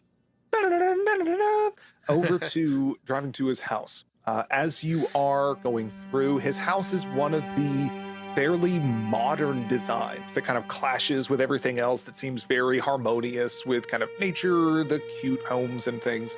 It's, I'll call it a 1.5 story, very kind of A angular very at one modern side. glass everywhere. It's not glass, but yeah, it's lots of odd angles. Everything is a little askew. There's an Aston Martin that is around in the driveway. I'll mumble to myself. And yeah, you can see that there is a kind of a raised portion on the left side of the house. The garage is attached over to the side. The blood is kind of dried, black and tacky in the driveway with various evidence. What do they call them? Like the little evidence cone things with the numbers on them that are dotted. There is a great plastic tent that is over the entire house, that it seems to be one of the things that the CDC set up as an active quarantine zone. You can suit up, open the tent. At this point, it's definitely like 10 p.m. It is nighttime. All right. Well, we'll just have the UV lights that we have ready. What does my skill in forensics tell me? If I have 40. I also have friends. Like, where was he attacked? How was it done? With the knowledge that this thing can morph and bite and grow Right. arms. And Frankie, what is your forensic skill? 50. Okay. So with a 40 and 50, I'm going to paint you a picture, and then feel free to ask for any additional details if something catches your attention. You can see the spot where Greaves' body was found lying face down, and a kind of bloody trail that is leading up the steps into the front door. You can see from there, this opens into mostly a kitchen area. There is a large, one of those heavy double-door stainless steel refrigerators, a very large island across, and a great mixture of blood and broken, I'll say glass, but we now know that it is crystal, along with a decanter of a brownish liquor that is on the counter.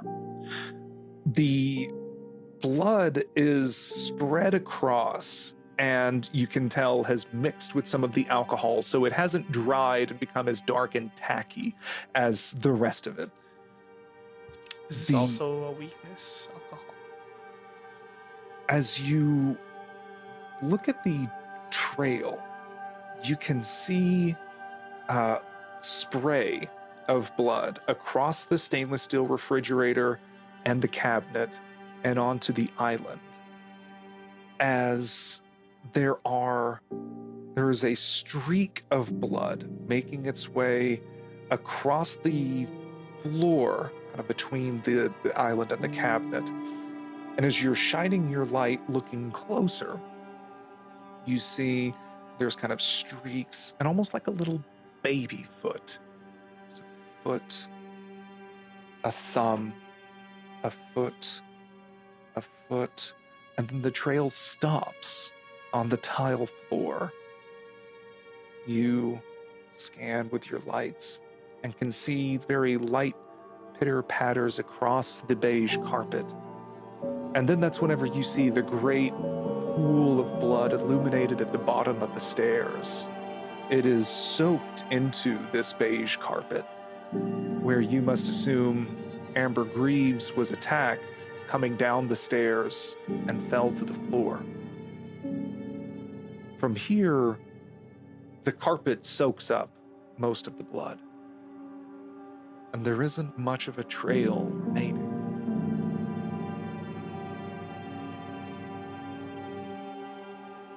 Where do you want to look now?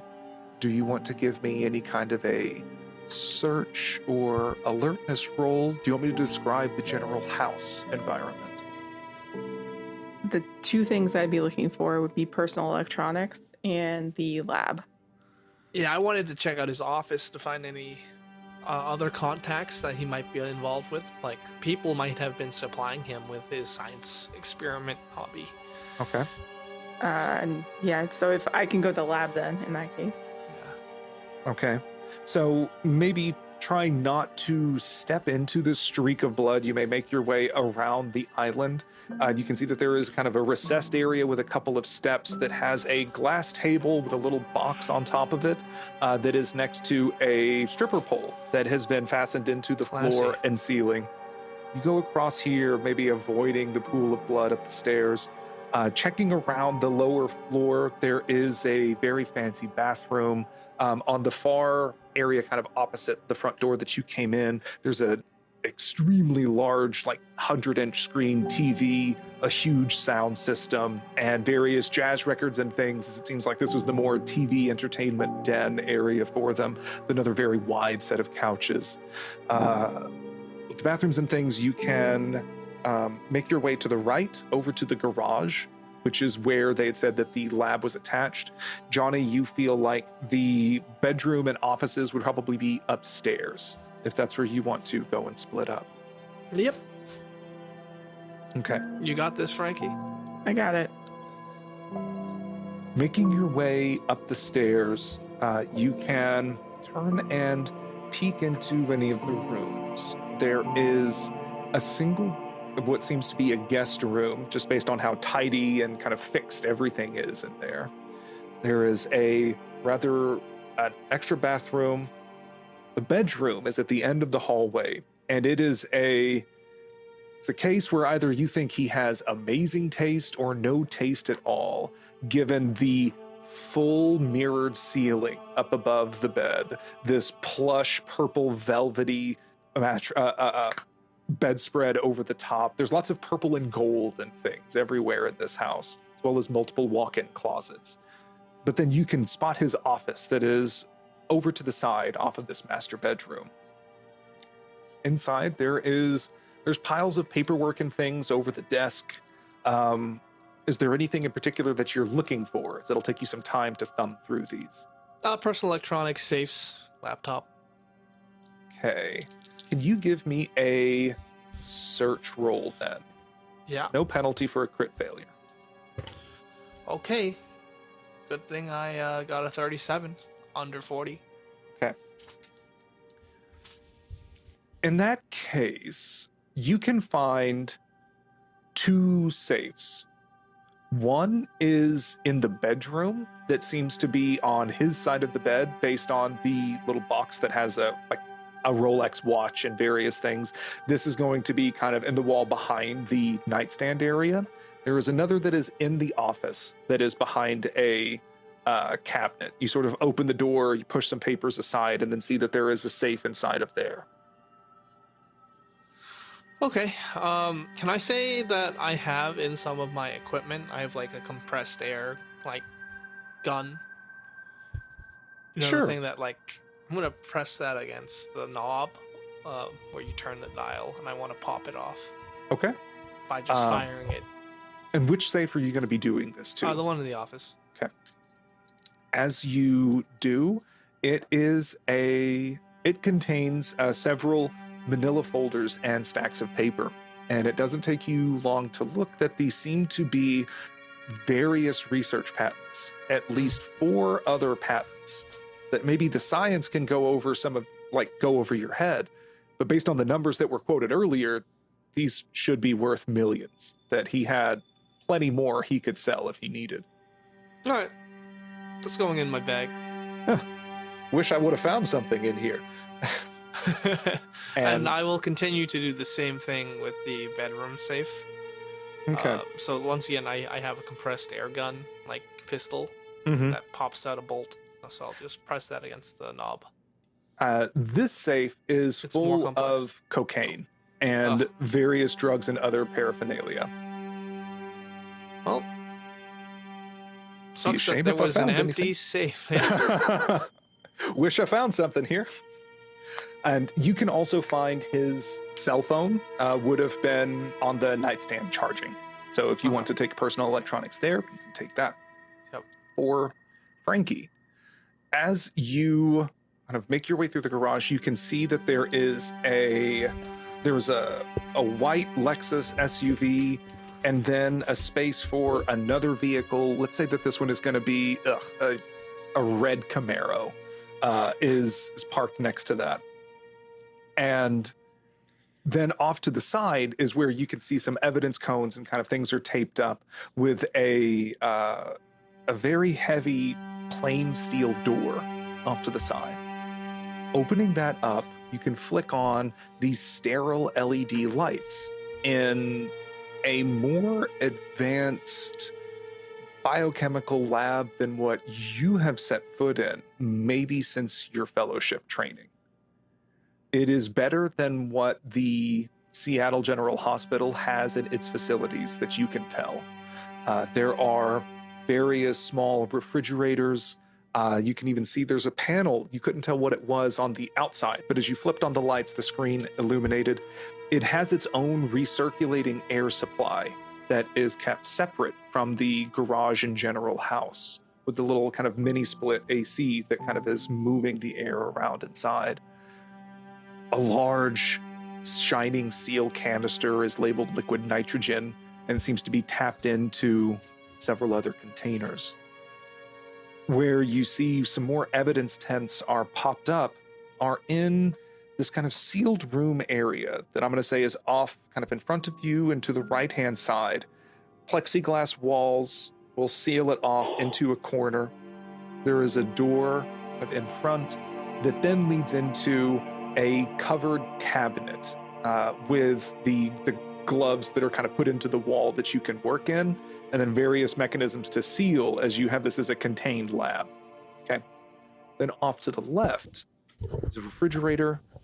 Looks like a laptop computer sitting dormant on a table with various other evidence tents marking it. Okay. What do you want to examine? Oh boy. The computer seems like the first thing, but could I see anything off initially in the contained thing with the gloves box? Security Nothing area. immediately apparent. Okay. You can, maybe on your way here, you could have gotten Johnny to drive. You're reviewing the files that Billy sent. And it says the CDC reported that there was some kind of bluish compound that was inside of the active, the contained hood area that they moved into a secure container and are flying that to Atlanta because they didn't have sufficient devices to test it here. But there was something inside of that covered container that you know for a fact is no longer here. It's getting tested. The group is trying to interfere with that progress as much as possible. Right. Okay. So yeah, I'd want to look at the computer first and then see if there's any chemicals or anything around that I would recognize. You can tap the space bar and it has a very blank screen with one box that says password. Cursor is blinking inside of it. Any post-its underneath the mouse pad? You move the flap down, the keys fall into your hand. No. There is no post-its that you can find. There is the closest thing would probably be the paper shredder that shreds and cuts everything crossways. It looks like there is a notepad that has some kind of chicken scratch drawings that maybe he wrote things down and then immediately fed into the shredder. Does the pencil trick work? Where you use the pencil to like a lightly on the notepad to show what was previously what somebody wrote down before? Sure. I mean, you can do that. And this seems to be various calculations. And he was kind of working on a process or a formula for something. But just even based on the impressions, like it is very advanced science that unless you were truly an expert in the field, you might have a hard time kind of gleaning from secondhand. Right. Yeah. Without context. Right. Sure. It looks like he was doing science stuff. Sure. Okay. I'm not just going to try any password. 1, 2, 3, 4, 5. Yeah, no. Okay. Are there any other like chemicals or anything I would recognize in here? I guess I'm just trying to figure out what's around. I mean, you said there was like blue stuff in the containment thing, but Your alertness was 40 or 60. 60? 60. Okay. So I'll give you this then. As you are looking around, you can see there are loads of chemicals that you recognize. Like they're in the either the cabinets or the refrigerators. That there's loads of things that someone could get up to in here. Mhm. There is a cardboard box that is in the I'm going to call it the Vetahood room, where a lot of the work was going to be done, that has heavy insulation around it, and it looked like it was going to hold. There's a container that looks like it would hold a dozen, kind of like round cylindrical things. Your mind is flashing to a pill case. That there is a fixture to put a very cold, kind of like an ice pack, or multiple ice packs underneath it, keep it insulated and cold, but then moving a pill case of a dozen doses of something that is on, there is an address to, there is a shipping label on the top of this cardboard box that is addressed to John Smith at 1509 West 8th, Tahoka Highway 380, Post, Texas, 79356. You're in your hazmat suit, so you can't exactly reach down and grab your phone to check. Yeah. But there is that. And with your alertness of 60, maybe as you are leaning down to examine this box, in your peripheral vision, you notice something that seems to stay static in the air. Like as you move, everything else, like there's something irregular that catches your attention. And it's in the very corner of this sealed cabinet. You see a little blue pinprick right on the edges of it, as if the seal became compromised at some point. And I'll give you this as well, since you said that you lived in Seattle. There was a very, very tiny earthquake that was, you were asleep, didn't even know that it happened. Kind of just flashes through your mind. You heard it on NPR as you were coming into work one day. Really tiny earthquake happened in the middle of the night, between Saturday and Sunday. So this was the cabinet itself? This So is it looks like the...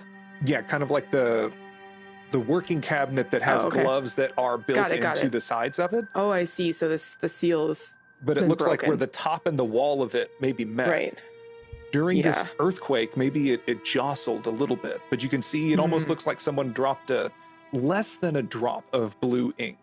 It's just on the ridge of this cabinet.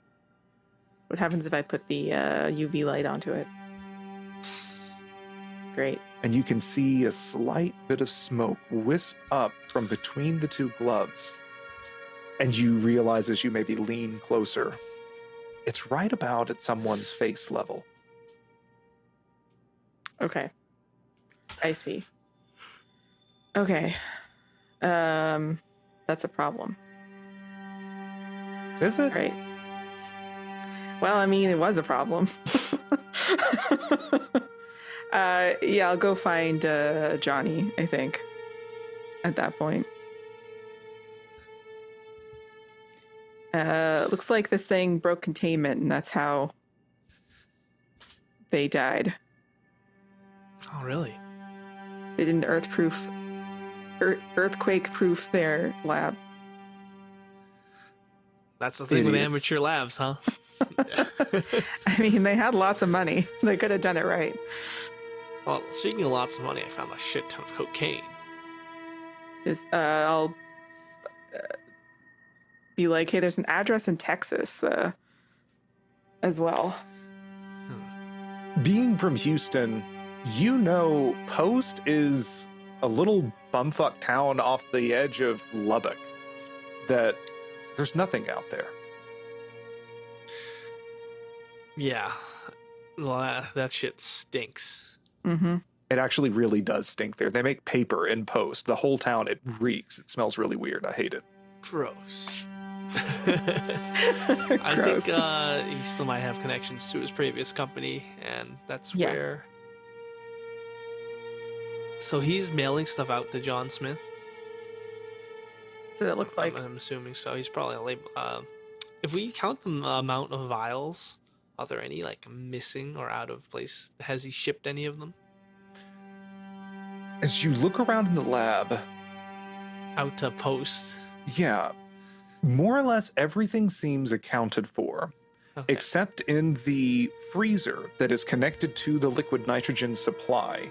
There is a gap that was kind of like roughly box shaped that you assume must be what the CDC took with them for examination. Okay. So we need to deal with that before we go anywhere. Also, I don't want to go to post. Fuck post. Please Well, stinks. you can, maybe even at this point, It's- you can get outside, take your hazmat suit off and look it up. It's an RV park outside of Post. Like, this is, you've been in this game long enough. This is Sand Creek RV Park.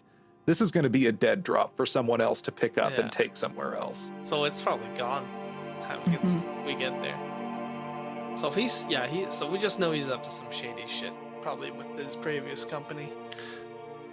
I think we need to deal with the sample that the CDC has. These samples, they're all filled with this blue goo.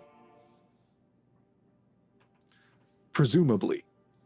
Because Yeah, it looks like that must have been the source, the raw material he was Yeah. working with and trying to refine into something. Shall we try and beam this stuff or? There's none left, though, right? Yeah, You said it CDC was- took all of it. Oh, well, yeah, we need to deal with that then. Yeah. All right, that's probably our next stop until some leads come up with the escapee. Mm-hmm. How would we even begin to track that? And on that note, let's say maybe you were having this conversation in the central kitchen area or something. All right. And that's whenever, Johnny, you notice one of the vertical blinds move. Because you've been talking in this room for a while. The hazmat suits kind of keep your temperature regulated, so you wouldn't have realized it's kind of drafty in here. All right, so I'll look close at the movement, right? Yeah, you It's- look at is the it- movement. Is it if the window has been opened, or is there someone standing behind the curtain? Yeah. Maybe you draw your gun and move a little closer to examine. It's moving just slightly, like the wind is rustling these vertical blinds. And as you look to the side, you can see a blue thumbprint on the window, shoved it ajar, and there is a tear in the bottom of the quarantine curtain surrounding this house that opens out in the backyard into the forest. Okay, so it's been listening in on us. Great. Can we follow? Does it leave a trail? Not really. Through the heavy leaf, the leaves and things on the ground, like you can measure a point of impact. This one, you only find a trail that is leading away from the house. Yeah. So you must assume that there was another one here that has since escaped, in addition to the one that was in Amber Greaves' body. Great. And looking through the woods, you both can, if you want to spend some time, you can give me a search or an alertness roll. I'll also give you a clue that's a very clean thumbprint on the windowsill. Ah, yes, we'll dust it and scan it in the records. It'll probably show up as some kind of Black Ops soldier. Who knows? Most likely. Because I think that's the same person. It's got the DNA. That's aligned with this substance. More than one person. No, I think it's the same person. It's all the same. You don't think it's okay? That's my theory.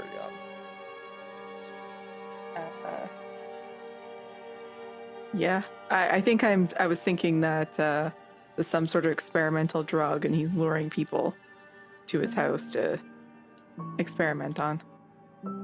Maybe. Well, we'll run the prints. Get Yeah. a match. If this amalgamation of limbs and body parts has some semblance of its humanity left, it has its memories. Mm-hmm. And with that, it's going to take you some time to run the prints. You can essentially lift the thumbprint, scan it, and maybe you can afford to catch a few hours of sleep as you're waiting for results on that. It's not enough to what you would call a full night's rest, maybe something close to a nap. But you can find a hotel in town. What was the name that it called out? Bell. Bell. Okay. And as you both get some sleep, in the early morning light, I think maybe Johnny is woken up with a ding from his email. Kind of start awake. Ugh, damn emails. And you can pull up confirmation on the fingerprint belonged to one Daniel Yulee. He is a U.S. Air Force first lieutenant. Damn Sheriff Force. Who, let's see, I can put this in chat here.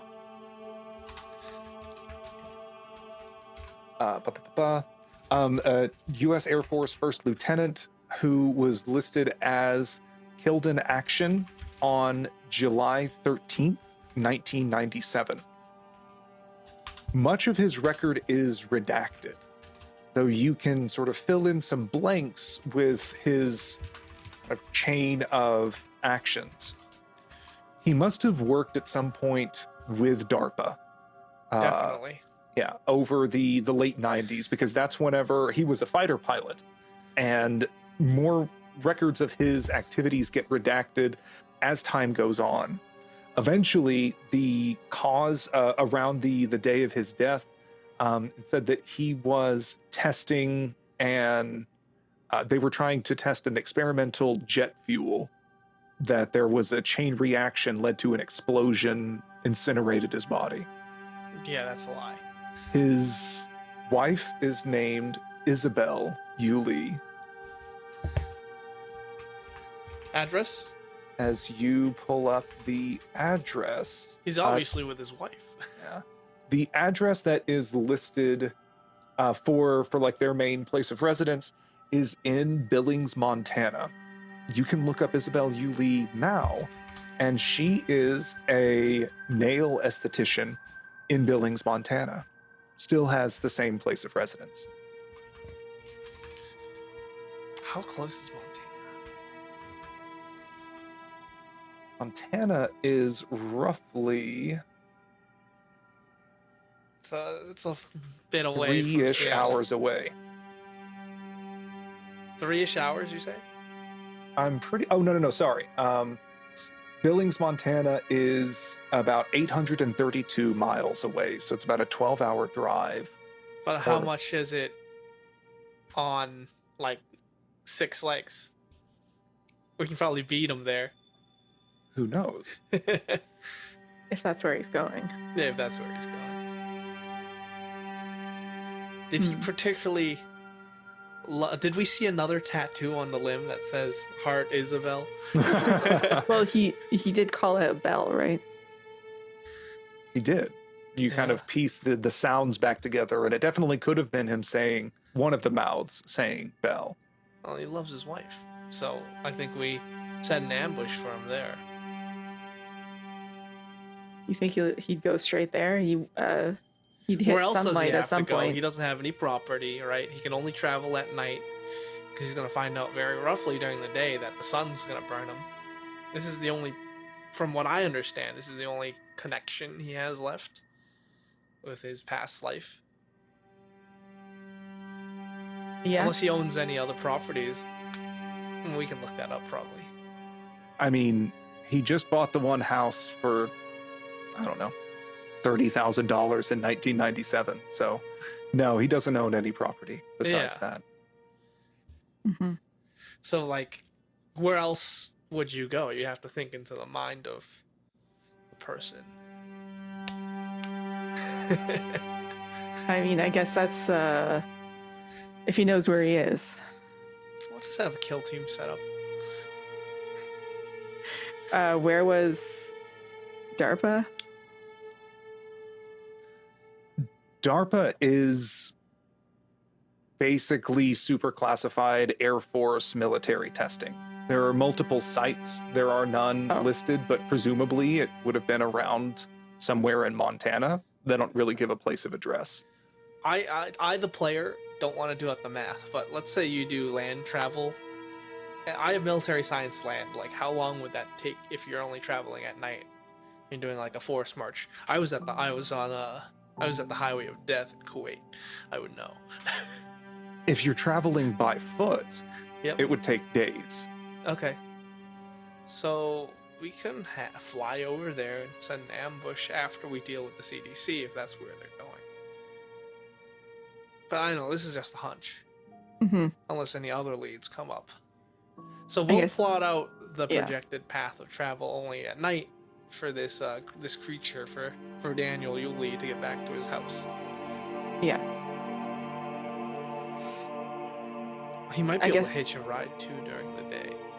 Yeah, I guess it's does he know where he is to know where to go?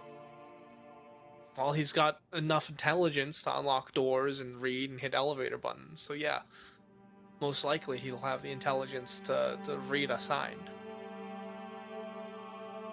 Maybe open up Google. Get a phone. Yeah.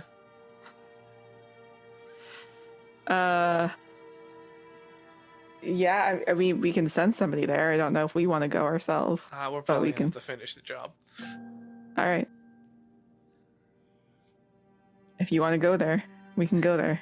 Let's finish what we have to do at the CDC first. Right? Because we have to get rid of those samples, or at least inert them. Aren't they working on that? They're working on that, but we're not working on that.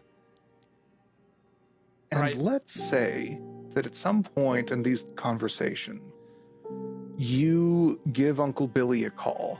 Yep. And kind of relay a lot of this. Yeah, we give the information, besides the cocaine and the patents for millions of dollars. Yeah. She's pretty quiet. As you will then hear her take a deep inhale and then says, "Well, I'm glad you have some good news, What's the bad news? because we lost contact with the flight from the CDC's plane sometime late yesterday when they were set to arrive." What do you mean? The plane crashed, or We've flipped out of the sky? we've tried to get as much information as we can, but park rangers are reporting a plane crash in Clearwater National Forest in Idaho. Okay. Idaho. Let's see. Let's look at the map. That is on the other side of Montana. This guy just wants to get home.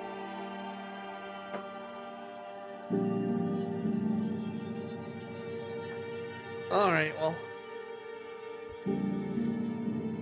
But I got you some UV lights. So, Great. there's that. So, maybe Son of a bitch. after you, yeah, you can like kind of set the phone down after getting the call from Agent Billy.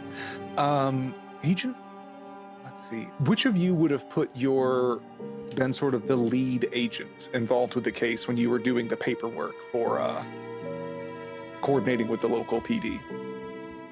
I guess me. This feels like a nose-go situation.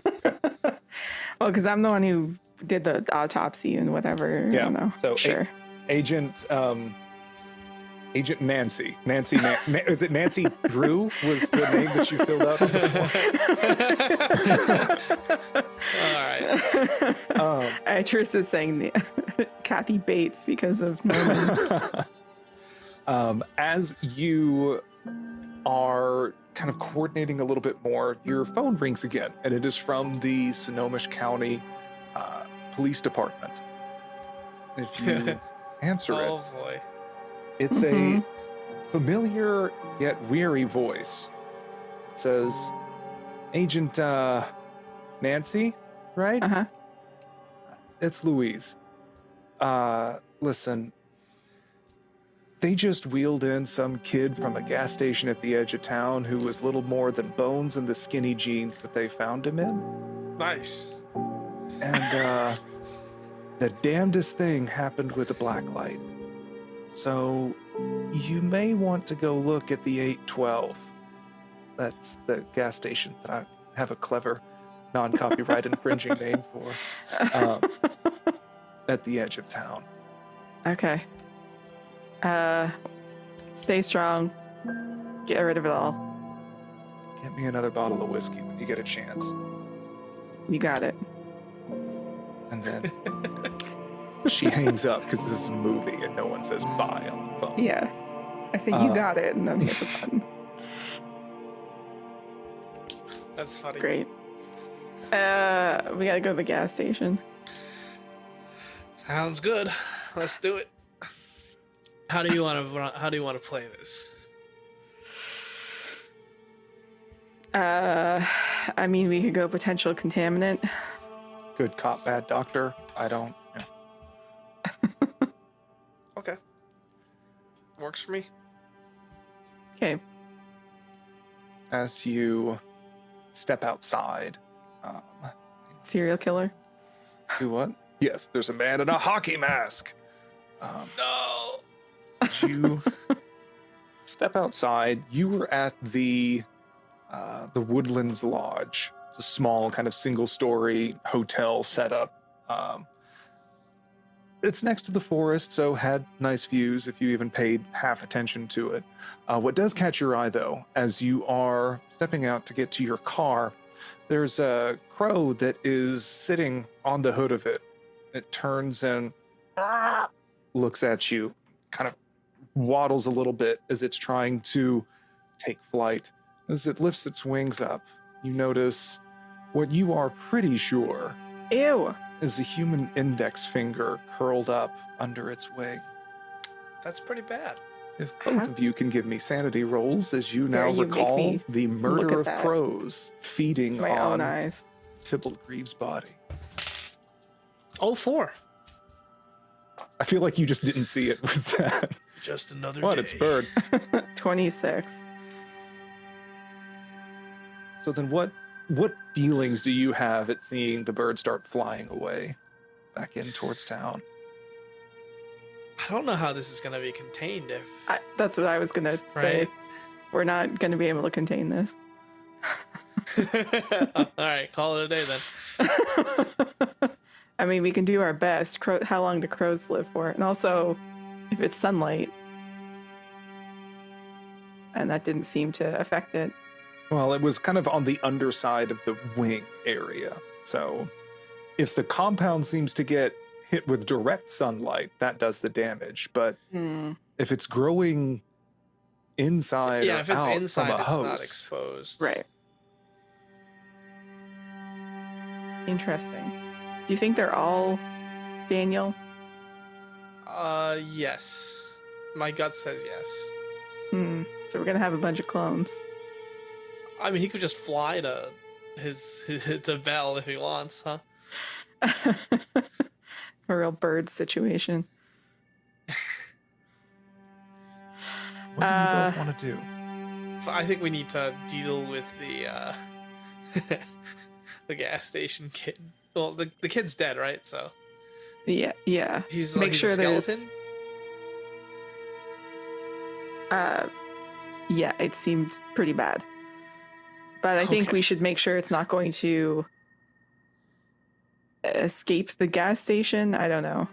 Yeah. Make sure it's not I think that she would say it seemed pretty messy over there, Right. based on what the Leos are saying. Yeah. Okay, we just need to find some way to spin it, right? Bear attack? Bear attack again? I think we already used that one. Yeah. Again. All right. Too close to people. They're hungry. Global warming. Well, let's see what we're dealing with here then. Let's go with bear attack tentatively. It's the same bear. If that is the case, you both set off from your hotel, get back into Mill Creek proper, and start heading toward the 812 gas station. As you are driving, you can note some of the birds and things are flying and moving around as normal, while others, certain crows specifically, seem to be kind of wobbling and dodging around, flying erratically. Mm-hmm. And as you kind of make your way through one part of town, cutting off the main streets, you get a very uncomfortable sinking feeling in your stomach as you see people are stapling missing pet posters to telephone poles and residential areas as you make your way the same direction Google Maps is telling you for this gas station. Whenever you get there, there's a crew of police cars that are out front, their lights flashing, tape cordoned off. Boy. The door of this gas station is gone. It seems like the whole front glass opening for it, you may have to change your story to a bull that charged through instead of a bear. Okay. It's probably not still here, right? I hope not. That would be difficult to deal with if it was still here. I mean, if we can It kill is it here. daytime. It is daytime. The So we're sky is safe. gray and overcast, but it is, I mean, the sun is still coming through. It's Tuesday, December 23rd. Only 2 more days till Christmas. You can still get a sunburn on an overcast day. That's true. UV rays still come through. You should always wear sunscreen. It's one thing that we can rely on, huh? Okay. I guess we try and get in. Yep, we're the FBI. We're walking in Confident. with confidence. You just keep Badge. saying FBI, FBI, FBI, FBI as Right. acknowledgement and answer to every Leo's Yes. question. Yep. As you step inside, crunching on the broken glass, you can see the counter of the gas station has been sort of crushed, and there is a now familiar bluish residue that is kind of crusting over the top, and you can see the shreds of fabric and blood from where the attendant was probably standing behind the counter. All of the Black and Milds and various tobacco products are kind of scattered all around behind them.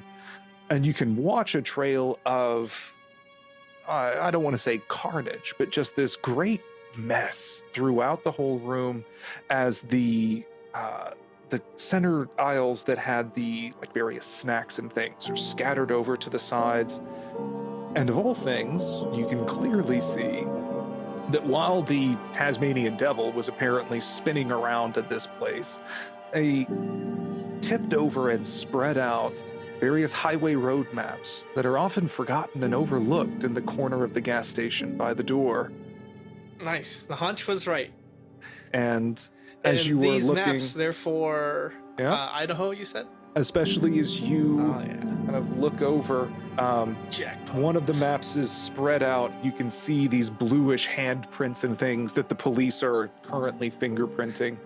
And one of them is spread out that is a high interstate highway map from Washington over to like Montana into Idaho and next states, and you can see a blue tap and streak in Montana near To Billings. say I love my wife. Yeah, and it seems to trace a more or less straight line down I-94 all the way from Billings, Montana to just south of Mill Creek, Washington. All right. Well, it looks like my hunch was right. So we just need to cover this up here. All right. How are we gonna cover this up? And then we got to get over there for an ambush. It's when you hear police saying, that was a security camera still running. Oh no, it wasn't at all. Nope. Oh, we're You good. can't, yeah, you can quickly kind of hop over, be like, oh yeah, FBI, let me check real quick.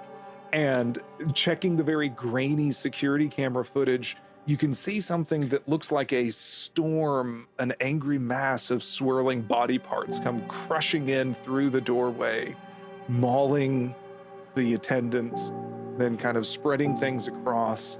Jesus. And then you see an arm reaching back to grab something small and dangling from the attendant's pocket.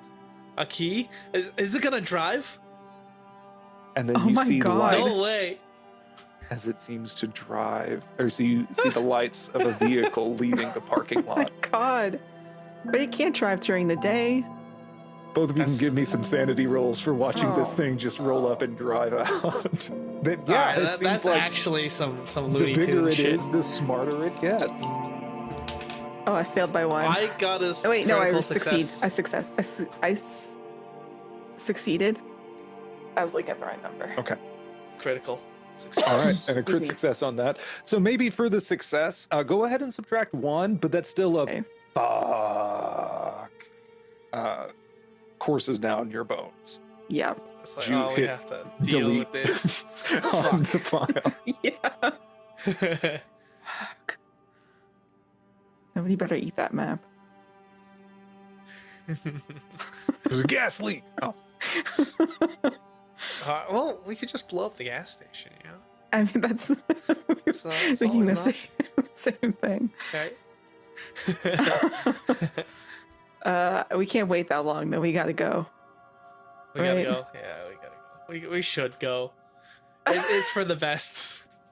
All right. The positive thing is for containment. We know it's How only many going people one way. can Uncle Billy mobilize? boy, that sounds like In a Idaho. luck roll. Yeah. If you were to ask me, All right. I think I would Which I think gladly you did. roll that.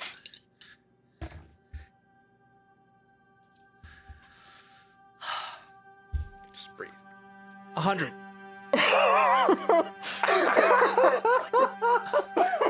Fuck me. you're all we got. No! Maybe. Oh Please. fuck! No, you know what? For 100, Frankie dies. let's say You're like alone. you I'm alone. shared the information, and she says that we sent a team out to search the No! forest, and they haven't reported back. Are you fucking kidding me? Oh no. What the I- hell? But it can't drive during the day, right? When it's driving me is crazy. You also know that it's about, or you had looked it up on Google Maps. Even from here, it is just over 800 miles away. Mhm. So you would need to stop for gas if he would bother with that, or would just grab another car. You would probably grab another car at a truck stop or something. And so you just start thinking about how many Yeah. more people are going to get caught in this thing's way between here and Billings, Montana. I don't want to know. 1,300 kilometers. And I'll take your word for it on that one. I work in freedom units. And then you get to thinking Freedom. about how much bigger that one was on the video Yeah. compared to that slit in the wall. Yeah. Oh boy.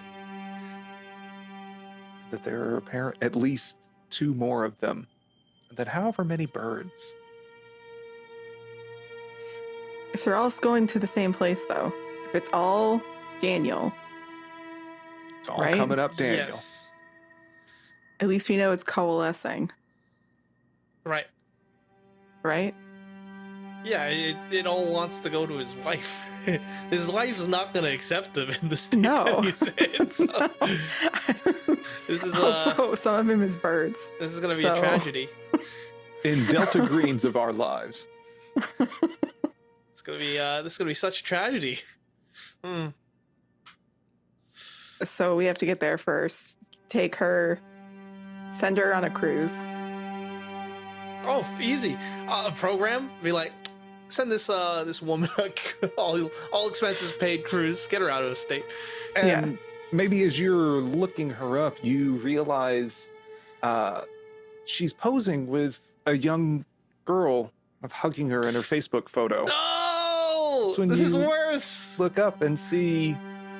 Actually, you know what? She's old. She has a public-facing Facebook page that you can look through all the photos with her and Miranda, her daughter. It says, "So excited to meet my daughter's fiance for Christmas this year." Okay, it is getting comically worse. That's crazy, dog. She also comment amen under AI photos of Jesus. Oh, of no. course. Great. Great. And then doing a little Facebook stalking. Yeah, you can see Miranda Yulee is 29 years old, was born January 8th, 1998, with box-dyed blonde hair, is hugging her fiance, is tagged as Jesse Donovan. Or, sorry, Where's she's he? hugging the daughter. That's what the daughter looks like. The fiance Yeah. at Jesse Donovan is tagged. Does it say where he's from? He is active duty Air Force stationed at Ellsworth Air Oh. Force Base in South Dakota. Love it. It's just all one big happy family coming together for the holidays. I love it. I love it. Okay, so it's just us. Shit's happening on the road there. Trail of destruction. Look. We're gonna need a bigger boat. Alright, I guess we're gonna get our machine guns and try and UV light things and try to take Yeah. care of this monster. And so this is where I will note that, it seems pretty surreptitiously convenient that Big Rod's fishing excursions is a private plane that's going to be able for your use for the next, at this point, 24 hours. Yep, She Mhm. needed to beat the holiday traffic. I think we can. Agent Billy can help get you some supplies. But I just want to ask, what is your plan? Knowing that at least 2 to 3 plus of these Daniel Yulees are closing in on Billings, Montana. Certain people will, get in the way, make an omelet, break a few eggs. But what are you going to do once the omelet knocks on the door? Like, how are we setting up this ambush?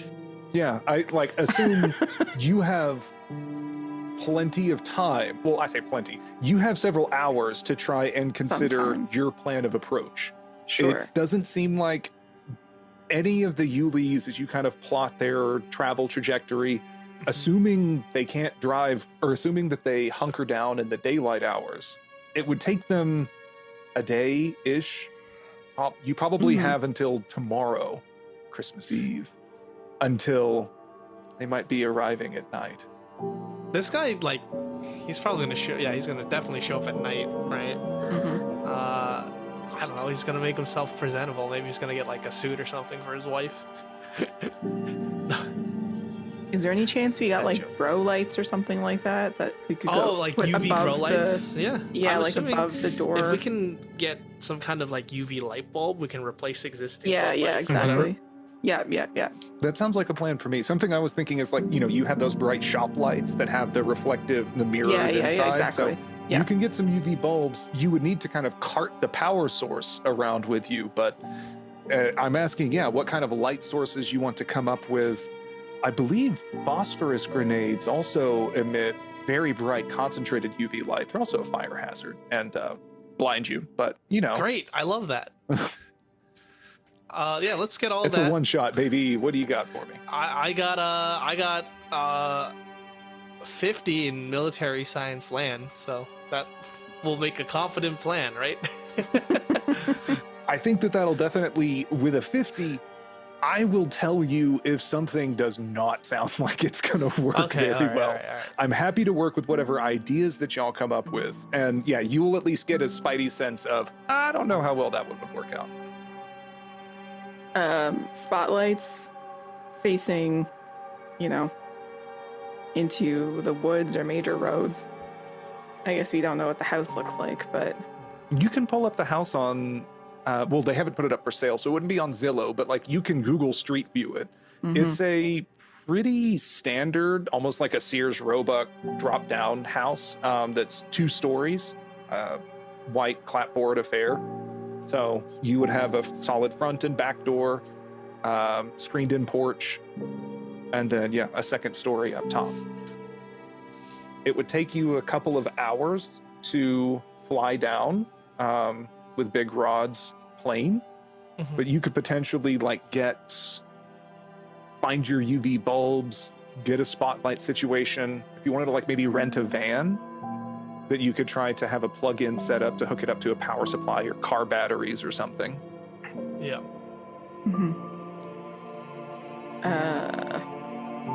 Electric fence. I think we should have some generators set up, but if we go to the house, right? If we touch down, we go to the house and it's occupied by Belle and her family and her friends or whatever, what do we even say to them? FBI. I mean, I don't think we tell them that the husband's coming back, but You're in danger.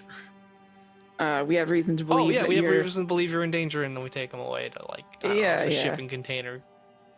that your family is the target of a dangerous element. Yeah, I like that. That's good. That works for me. Oh, this is where I'm also going to point out, if you look at Miranda Yuli's page, she is studying law at No! Montana State University. Damn. We can tell them you don't have to leave, but you're risking your life by staying. Yeah, let's just set up this MG emplacement in your window. You can stay here if you want, but I can't be responsible for what happens to you after. It's in your best interest to find someplace else to spend Christmas. That's true. Okay. 60 persuade. If we can't persuade them, and if they're if they got a lawyer, that's kind of fucked up. It's kind of fucked up. That's kind of fucked up. Fucked up you did that, man. Yeah. That's just... Why would you do that?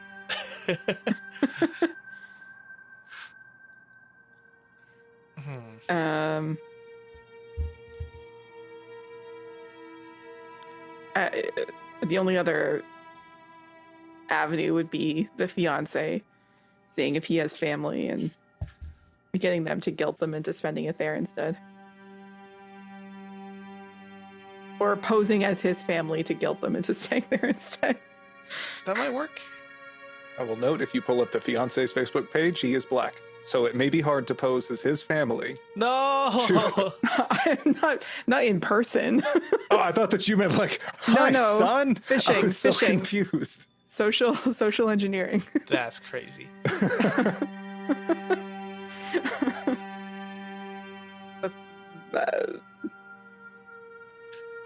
Those are my plans. Those are your plans? I think we just. I don't know, I man. think we should just talk to them. Just lay it out there.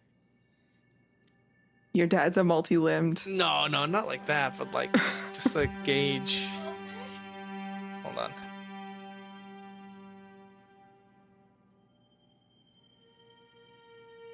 This is fine. Sorry about that. Okay. Can I get an idea roll? Sure. So Lock you them in don't the even need to basement. roll this one, but This one's on the house? yeah, this one, this isn't even military science. This is just, you feel like your odds of getting them out of that house with some sort of plausible explanation are going to be exceedingly low. Yeah, Mhm. I That figured. it would be a massive, like it would be a crit success persuade roll to even get them to consider it, because this is, the daughter is at college coming back. The fiance is stationed at an Air Force base, so they wouldn't Mhm. really be able to just go elsewhere. This is the mom's first time meeting them, so they seem like they may be here to stay. You could potentially orchestrate a gas leak to maybe get them out of the house. Speaking of, you also don't know how well fire affects this thing if you wanted to try to get a flamethrower situation going. Set fire to the house. That will get them to With leave. everyone in the house. Yeah. Yeah, Perfect. Great. you A just wait controlled for burn. you wait for Daniel to get inside. No, that's a different scenario. You wait for Daniel Well, the to thing get is, if inside we kill and then blow Daniel's the house up. family, I'm not pretty suggesting bad. killing his family. I mean, no, I'm just like, if his wife dies, he's gonna get enraged, and who knows what he's gonna do.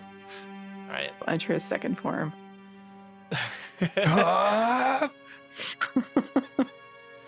Okay. He grows Super Saiyan hair out of the next blob. Oh God.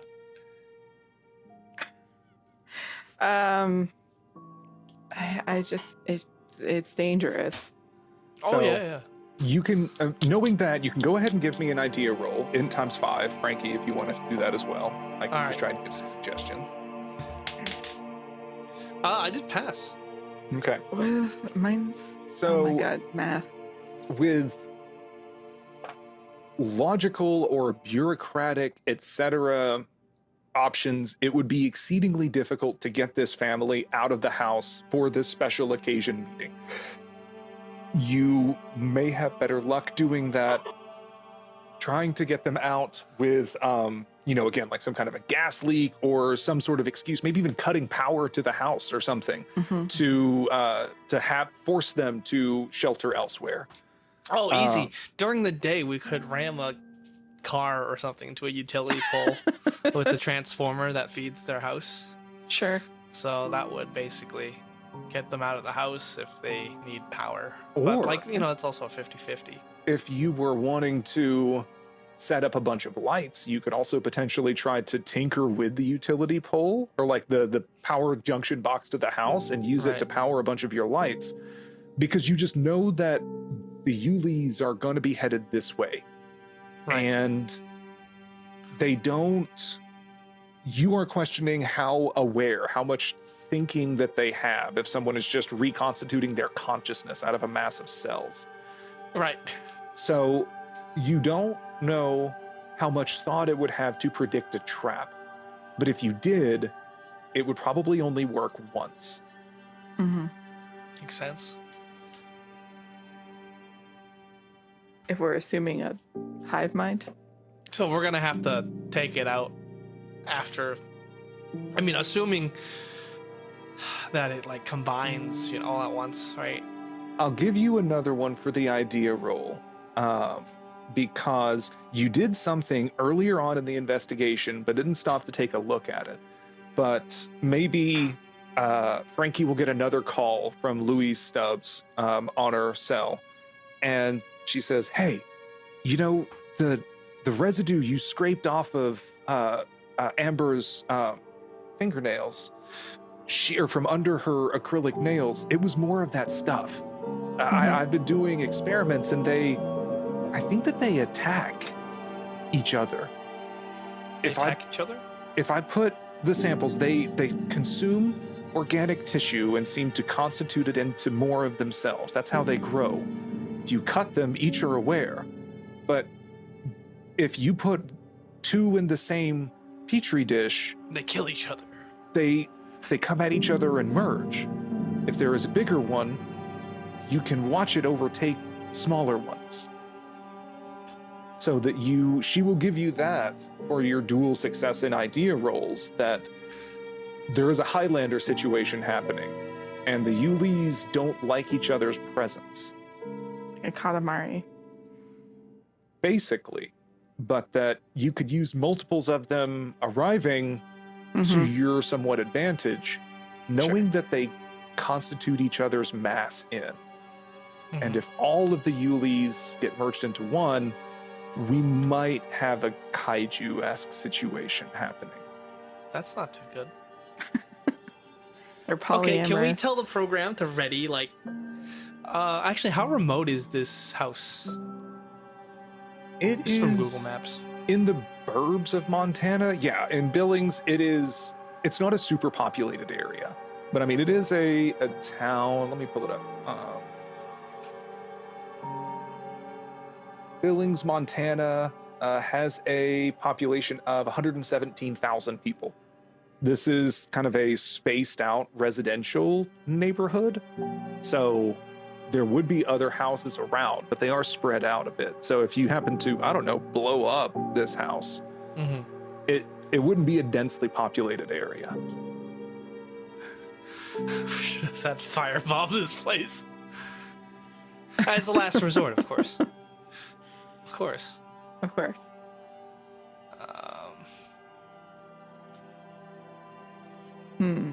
I mean, if we can get them to leave, we can lure him inside the house. Yes. But it doesn't seem like we can get them to leave. That might be a difficulty. If we cut power, though, right? Yeah, we could cut power. Worth a try. I think so. Okay. So then what are you bringing in terms of supplies to set I think up? we need, like, portable energy, like batteries. Mhm. If we're cutting power, we can't use generators or anything like that. So a lot of backup batteries, floodlights, or handheld, like, magalites, but with UV. Mhm. UV. I'm definitely bringing the machine gun. Get the underbarrel UV light. That'd be good. And then anything else? I don't think so. Probably grenades. White phosphorus, you said. Okay. I am going to give a luck roll for Billy to see how many of those she can get.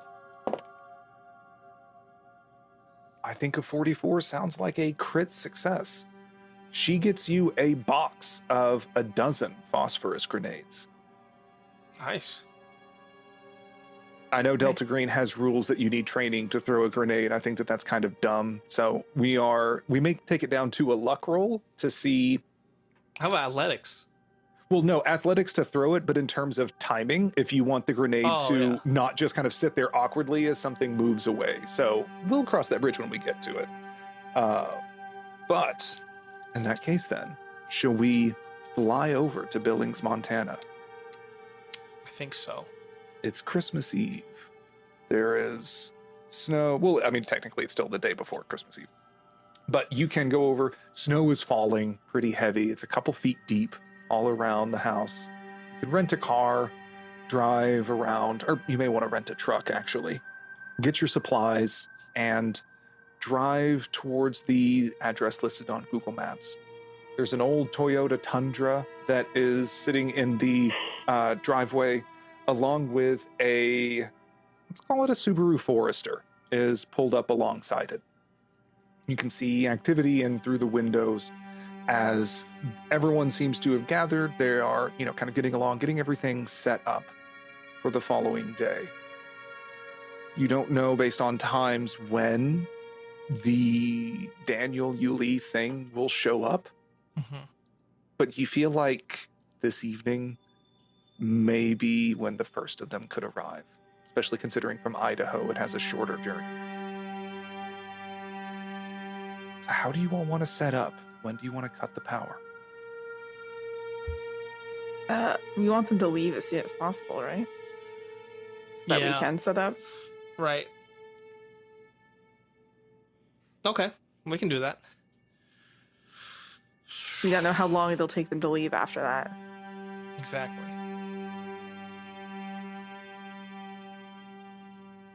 And how will you sabotage their power in a way that would be irreparable.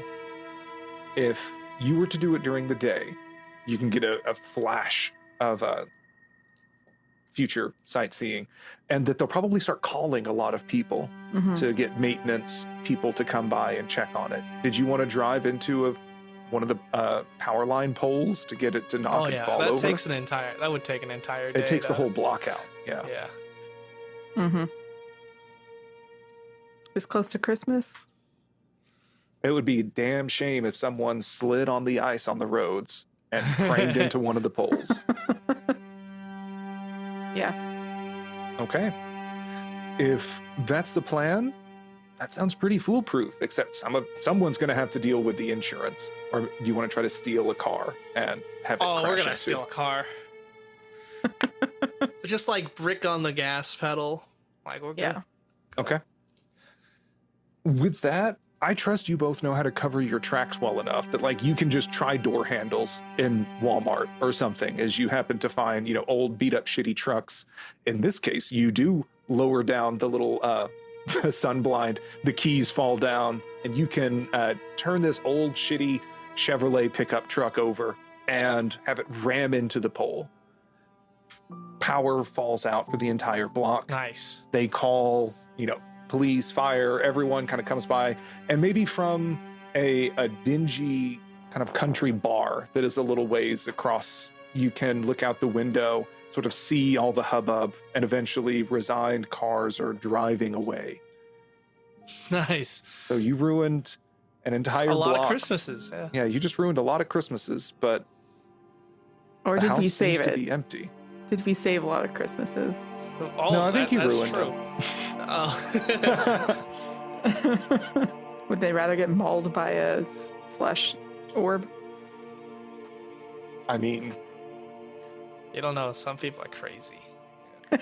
some people pay good money for that. So now, with all of that, the sun is getting kind of low. It's, everything is overcast and snowing, so it's just getting a little dim. And you worry about when the Yulis may be getting on the move. How do you want to set up? Let's double check the equipment. All the UV lights work. Switch out the bulbs on the Yeah. outside, right? Yeah, we could swap the bulbs. That's actually really smart. If there was power. Yeah, I was going to say that. Can we say we have a Reconnect the backup power generator? lines. Oh. You want to get a gas generator? You could do that. Yeah, so we bring it, we replace the bulbs, and then Yeah. hook it up to the system. So that's good. Right, nice. Okay. So your plan is going to be to try to lure it inside and then pry it underneath That the way it lights. can't just escape, Yeah. Yeah. Okay. I also think because we're gonna have 2 waves of them, right? Yes. So if we do, some on the inside and then some on the outside, or are we luring them both into the house? I think all in the house is best Okay. because they can't run away, right? If they Right. run away, that's it. We can't really chase them down anywhere because they don't really have anywhere else to go. Okay, let's do that. Okay. So we'll lure them inside the house. Yeah. Try and fry them. Right. Yeah. I think That's the plan. that's a good idea. Just like I said, we replace everything out. So Out of curiosity, and for no reason whatsoever, did you want to have any sort of contingency if you happen firebomb to the place. fail? Yeah, any sort of potentially Yes. explosive contingency. I mean, we do have. So the grenades. Is there a way to? I'm thinking of them like a landmine. If you pull on the string from a distance, you can have them go off in the house, kind of thing, rather than throwing them. Mm-hmm. Like some of Yeah, us you can don't set have those very up. good You can- athletics. Yeah, secure the grenade and then line some wires from the pins. Yeah. And You so, can hook it up to let's say the light switches too. Yeah.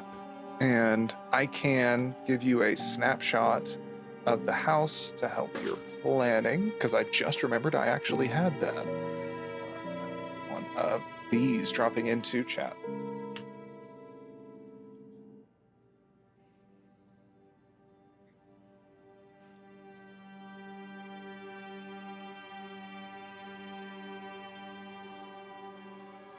So where do you want to try to set this up as a killing floor? In the living room, past the foyer? In a room without windows. Mm-hmm. So I guess, Unfortunately, there's a lot of windows in here. oh, I guess the living room, which is a bit more inside. Oh, I guess there's a big window there. What about in this space kind of towards where the stairs going up are? So from the living Mhm. room, there's that kind of hallway that's between the bedrooms and the bathrooms. Yeah. If you want to be waiting at the top of the stairs and shoot down at it, Roll grenades down the stairs. I mean,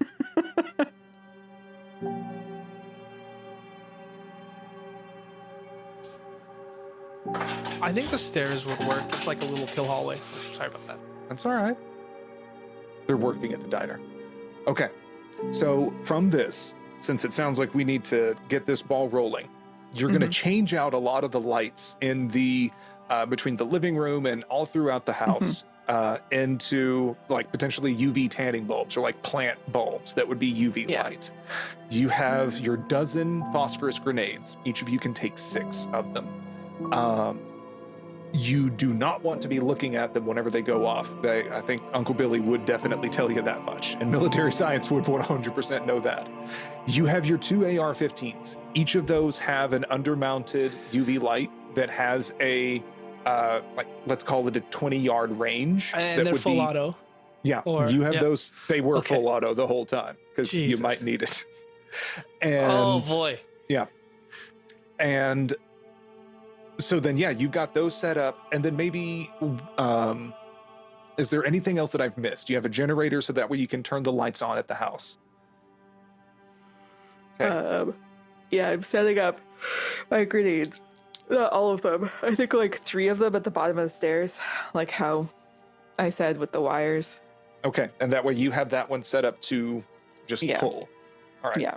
If you have others set up, we can kind of cross that bridge when we get to it. Okay. I am going to do a couple of rolls to see when they arrive. Because Idaho is closer than Seattle, right? Yeah. Okay. So you feel a lot like closer.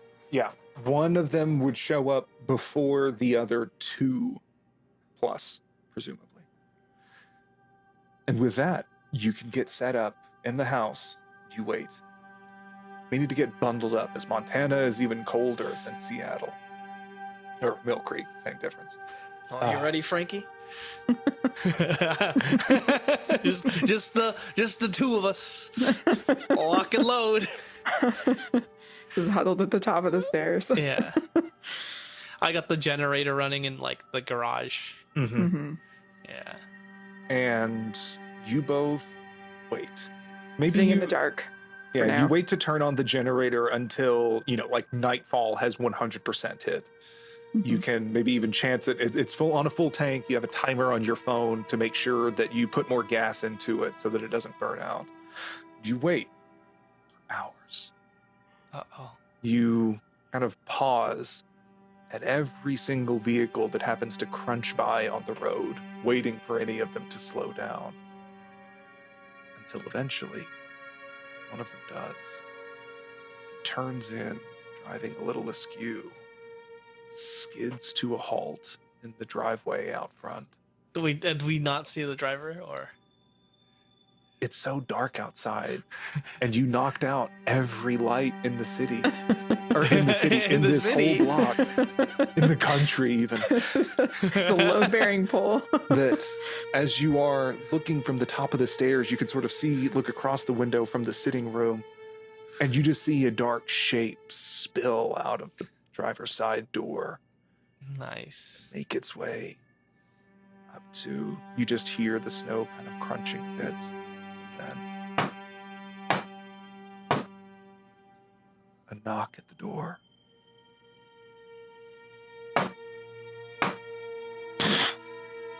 Oh, breaks. Oh, he's violent. Yeah. All right, I'm like Breaks. prone on the top of the, like near the stairs. Can I have it so that we have a light on in the upper room? That's a normal light. Yeah, I think maybe even Yeah. you just set a flash, like a lantern or a flashlight up in the master bedroom. Oh yeah, nice, easy.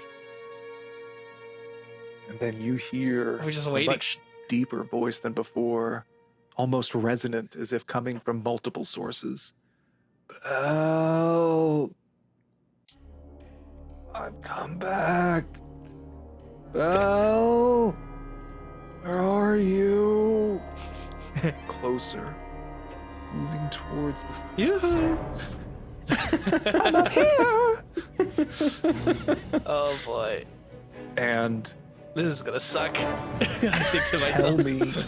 tell me what happens as you see a shape move at the foot of the stairs. Hit him with a surprise, motherfucker. I turn on all the lights, right? Yeah. Okay. So I'll say each of you essentially will get a prepared action that can go off sort of on this trigger, and then we will launch straight into initiative. Okay. Turning on the lights is one, pulling the ripcord on the phosphorus grenades are one. Yeah. What do you want to do? I think I throw the phosphorus grenade at the only like the main entrance, so he can't easily like run through it. Mm. Right? He's gonna shy away from the explosion and the fire, I'm guessing. So I'm gonna throw it there tactically. Okay, so you're doing that, so I'll do the lights. Yeah, you do the lights. Got it. Yeah. I got so. pretty good athletics, so Okay. So you throw me the grenade. The lights are going to go off. No roll required. As to you roll a light switch. To Oh shit! Where is it? It's so dark. I can't find the light switch. Roll alert.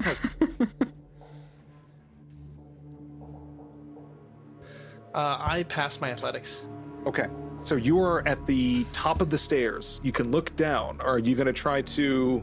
Where are you going to be throwing the phosphorus grenade? Just down at the foot of the stairs? At the past of the stairs, like at the entrances near the windows, the wall. Okay. So yeah, kind of behind. it. cutting them off. Yeah.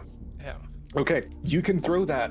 Timing doesn't seem to be super of the essence, so I'm not going to worry about, like, if you're trying to hit a moving Yeah. target, I'm going to call for a luck Right. roll to make that go off. You can toss that. Yeah, There we'll is a do brief- like two in one hand. You bite the pins and. And you toss those. There is the metal across as they land on soft carpet, and you can watch the shape of it seem to turn as there is a round, almost human head fixed at the point of it that turns around to look. As you flip the lights on, both of you can give me a sanity roll at seeing the size of this mass of body parts. It seems to be all torsos, arms, and feet. How big is Every this fucker? extremity growing from it with multiple heads. Pass. Gonna be a 1. Johnny? Great. 93. Fuck. This is That not is the a- roll I wanted to fail. That is a D8 D8. Oh. at seeing how much it is filling up the stairwell, and you cannot see the end of it as it is growing. We're gonna start screaming. Get yourself together. What the fuck? 8. I'm gonna project. I need to project. Project a to. little bit. I need You have to. Project 3. I need 3, right? Or I need. You need I need 4. like 4. Fuck. This sucks. All right. Ready? You can do it. 4. Yeah. Wow, so Easy you game. barely hold it together. You just mutter, the war. As you, Just like as the you war. project. And that allows you to keep just that much presence of mind to close your eyes in that split second before Oh, thank these God. phosphorus flashbangs go off.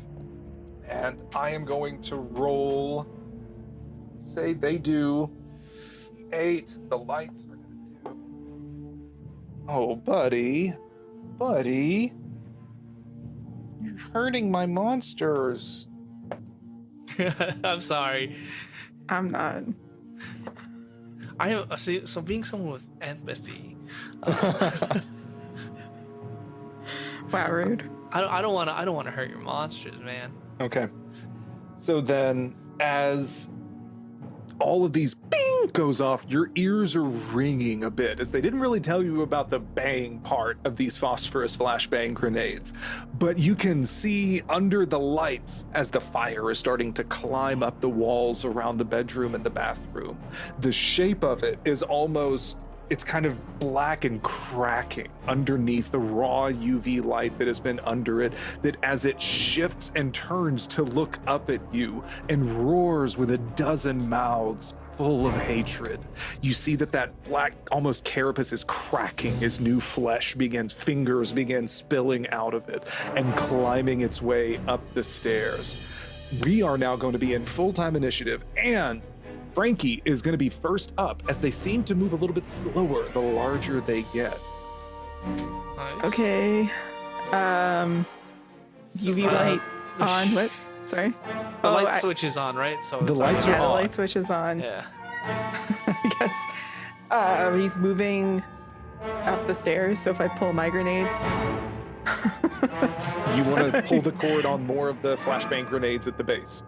Yes, I do. Yes, that's what I want to do. Okay. Does that So take a roll? That is going to take a luck roll because it is going to be moving. If Right. it will move before it exits their range. The light will hit it, but the damage may not. 32. Okay, that sounds like a success for me, Yes. but that's not going to happen immediately because grenades take a minute.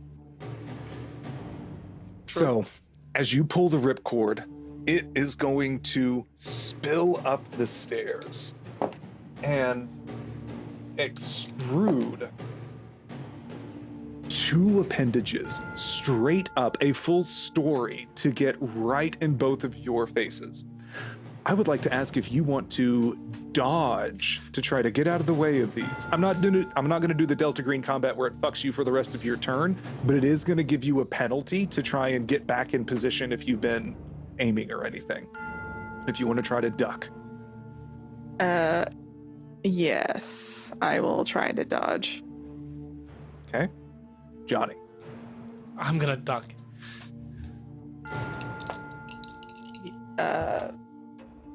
Yeah, I failed. Oh, does it hit both of us or? No, each of them are heading towards you. It seems like Yeah. it can attack multiple entities. Oh boy. Yeah, I'm gonna try and duck out of the way. Yeah. Okay. So both of you duck. Go ahead and give me your rolls. I got a 33. Okay, got a 33. Happy about that one. All right. Yeah, it is making its way up the stairs, and then it's almost like shoulder, elbow, wrist, as it is growing these. It has almost a 10-foot reach, some might say, in certain other For those RPG terms. Pathfinder players. Yeah, but that it is enough to actually make its way up the stairs with its reach as it extrudes out before trying to pull you back in to itself. Both of these miss, and it is now going to be your turn, Johnny, as this thing sort of shoots wide over your head as you kind of duck down. You gonna open up on it? Oh yeah, full auto. Okay, give me a firearms roll, and I think with AR-15s, is it like 15% Lethality, lethality? Yeah, 15. You're right. So that's 86. So I failed that firearms roll, which actually really sucks. That does suck, but I do imagine though that it's like as you were ducking, your finger was on the trigger and you like, "Ah!" And so the gun just goes straight up into the ceiling, pocking as the thing is falling down on you. Oh, give me a luck roll Okay. if it happens to shoot out one of the lights. 89. Oh my god. This is a lesson in confidence. Busts out the light in the hallway up above you at the top of the stairs. But it's at this time, though, that you can see. Oh shit! Oh, That Johnny may go, cover your eyes, as that military training has ticked off the precious seconds between pulling the pin and having the grenades go off. I am going to roll 3d8 damage.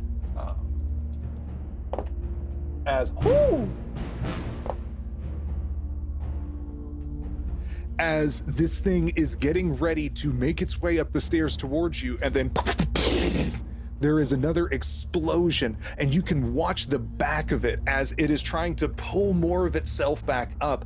The substance itself has caught alight and is burning faster than it can even try and heal.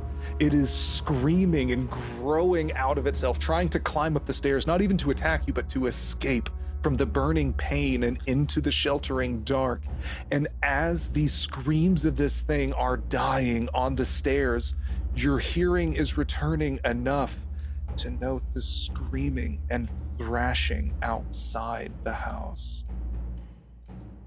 As you both look towards the window and can see something now massive, thrashing and growing, and the entire second floor shudders out from under you as something must weigh over 500 pounds has now entered the home. What the fuck?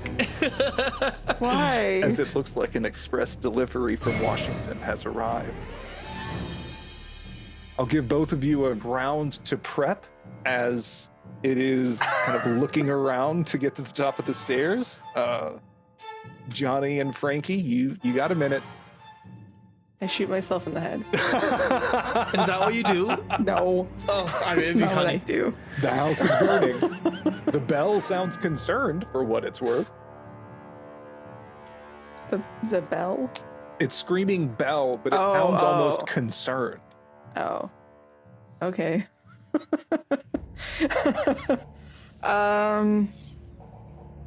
Did we set up like floodlights in the yard? Yes. The answer is yes. The answer answer must is be yes. yes. I did say a Hit the light contingency for switches. like lights Turn the on switch for the outside. other generator. So you can have floodlights in the yard, yes. Okay. But what do you want to mean, do but- with those? We got to get out there and turn them on, I guess. Unless Oh, there's it's a way coming to turn them inside on. the house. Yeah, it's coming inside the house. It's like 500 pounds. How is it going to get in the house? I mean, It's not going to be a house. it's making its way in one way or another. Not going to let a single doorway stand in the way of it. But you are feeling the second floor of the house kind of shudder as it is breaking the studs in the walls, as it's kind of spilling its way through. The good news is it'll have a hard time going up the stairs. That is true. And okay. Do we jump out and try and get it from the circle around? Yeah, I think so. Yeah. Yeah. Okay, so we'll smash one of the windows and then like climb down from the second story. Right. No, don't jump out. Yeah, like Made that hang mistake from before. the ledge Aw. and then drop. No, jump out. I've been burned too many times. Don't be a coward. I'm not following Nathan this time, so.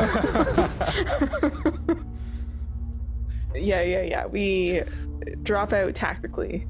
Of course. Here's We're the thing, though. professionals. It has been snowing. It is Montana. No. And this house has a corrugated tin roof. So I am going to ask, no roll necessary to smash out the window to climb down the front. There is a porch that goes down, but I am going to ask for a dexterity at, let's just say, minus 30%. If you How about can. athletics?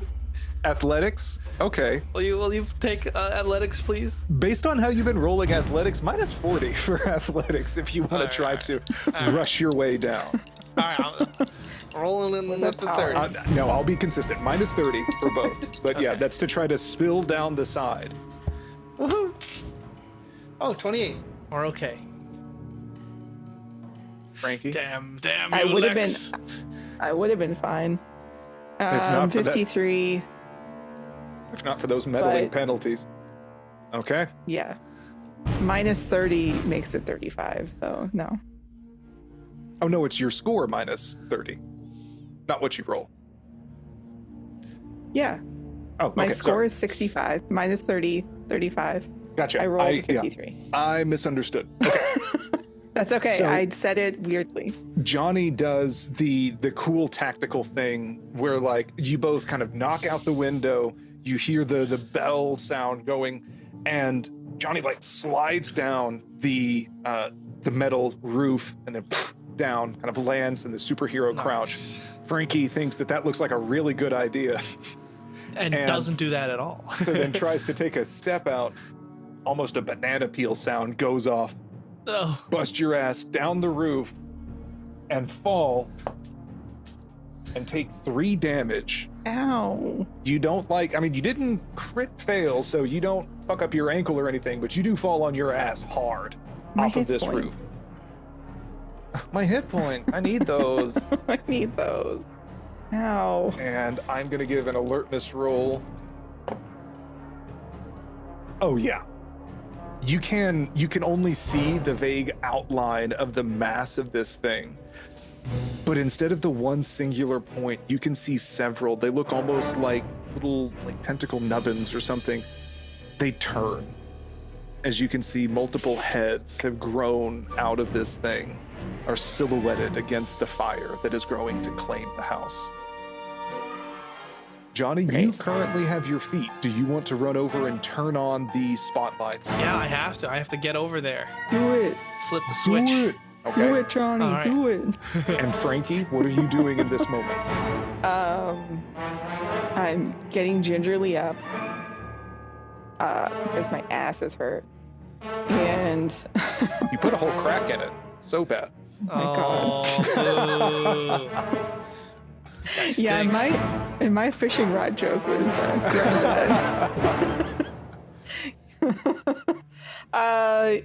yeah, if it's coming towards me, I'm gonna be a distraction for Johnny.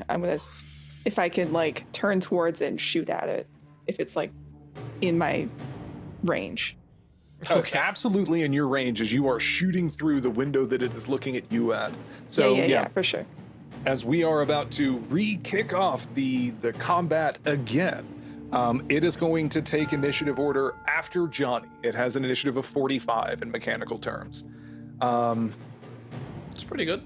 And so I imagine for cinematic, Frankie, you start unloading it. It shatters the window as the spotlights come on. And you can see not only are there multiple smaller kind of faces half remembered, as a large face, an eye opens up in the center of it with this slit that opens oblong as it screams, "Why?" as you light up into this. I am going to roll for the damage that the spotlights cause to it. As Frankie, could you please give me a firearms roll? And roll well. Oh, it's my fault. I was thinking, wouldn't it be funny if I failed? And I did. Ooh. These are different dice too. What's going on? So for that, whenever Johnny handed you the gun, he told you that these are automatic, so you need to be careful and be sure the safety stays on. Did I fall on my ass again? No, you forgot to turn the safety off Oh. No! in the moment before the spotlights hit. I have a 40 in firearms. Unlucky. I just trained on the range though. Uh-huh. Well, at this point, Johnny, what would you like to do? The lights have come on. Are they hitting are they angled? They are so that hitting they're the thing. They are more reflecting off the windows that is not actually shattered from the gunfire that's coming in. I'll you fire can- into the window, into the thing. Okay, If well then it's now that the window big. shatters. Go for it.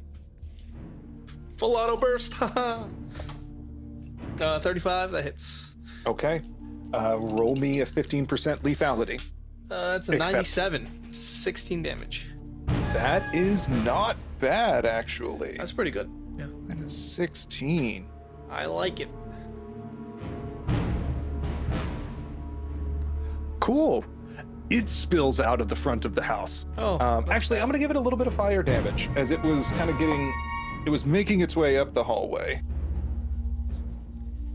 So it just obliterates the front of the house as it spills out of the windows, and you see that the proportion of the appendages seems to grow, as if the central mass only has the one mind that is remembering what his body looked like to try to make it happen. As you watch a leg the size of a van crush through the porch and then step out, as you are then watching hands, arms, even a tongue is reaching out of this thing, and it is going to strike at 3 things, including the both of you and one of the lights.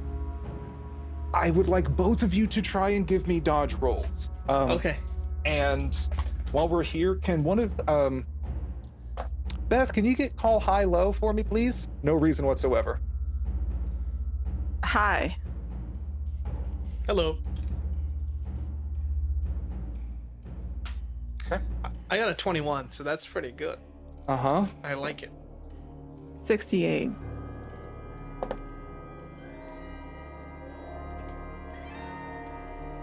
Well, I guess it would be too ironic for me to say it also says hi. As it gets a 44 with one of the strikes No! that is heading to Frankie. And I need to double check how much damage. Bye. That's Yeah. crazy. I'm so sorry. Oh! How many hit points do you have, Frankie? A robust 7. So 12 Jesus. be a lot, huh? Yeah. For sure. Okay. It'd be animal, Because yeah. this, oh my god, it is like this, oh no. It is a tongue that lashes out of this great mouth, and each of the taste buds are fingers that seem to be grasping and clinging hold as it is dragging you back into the center No. mass. You can feel it burning through your clothes as its fingers are reaching into your skin and digging with no resistance, scratching the very bones of your ribs and spine. Johnny, the arm that was coming for you goes wide. Maybe as the other one was so focused on blasting out one Yeah. of the 2 spotlights remaining.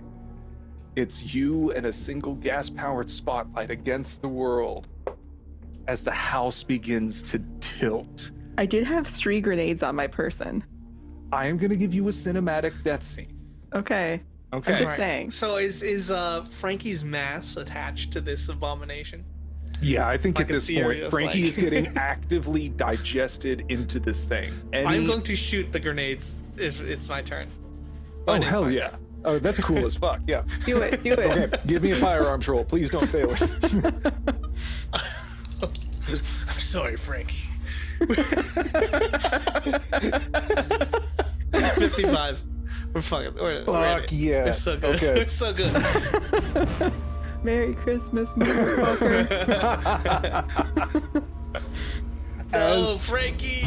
As Frankie is trying to scream, maybe as you can see, like her mouth opens up and then one of the taking one last eyes vape. opens up. You reach for your vape one last time. Just have to jewel. You take a hit of the vape, one of the other mouths, the steam out of it. I'm sorry, Frankie, go ahead and give me your lethality roll. In addition, I am going to roll the 3d8s from the grenades going off right on it. Nice. Cucumber mint. 59, so 14 damage. Okay. Oh. Oh, shit. No, it's still up. You don't get anything for a critical, right? Do you get anything for a crit on lethality rolls? I Yeah, don't you think double so. it. Is it? Didn't If you- you get anything on a crit, you double the damage.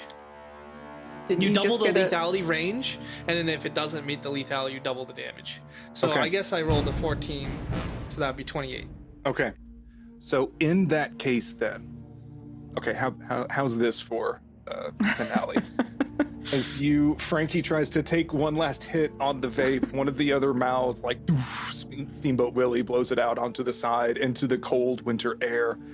I'm sorry, Frankie. You keep shooting in slow motion.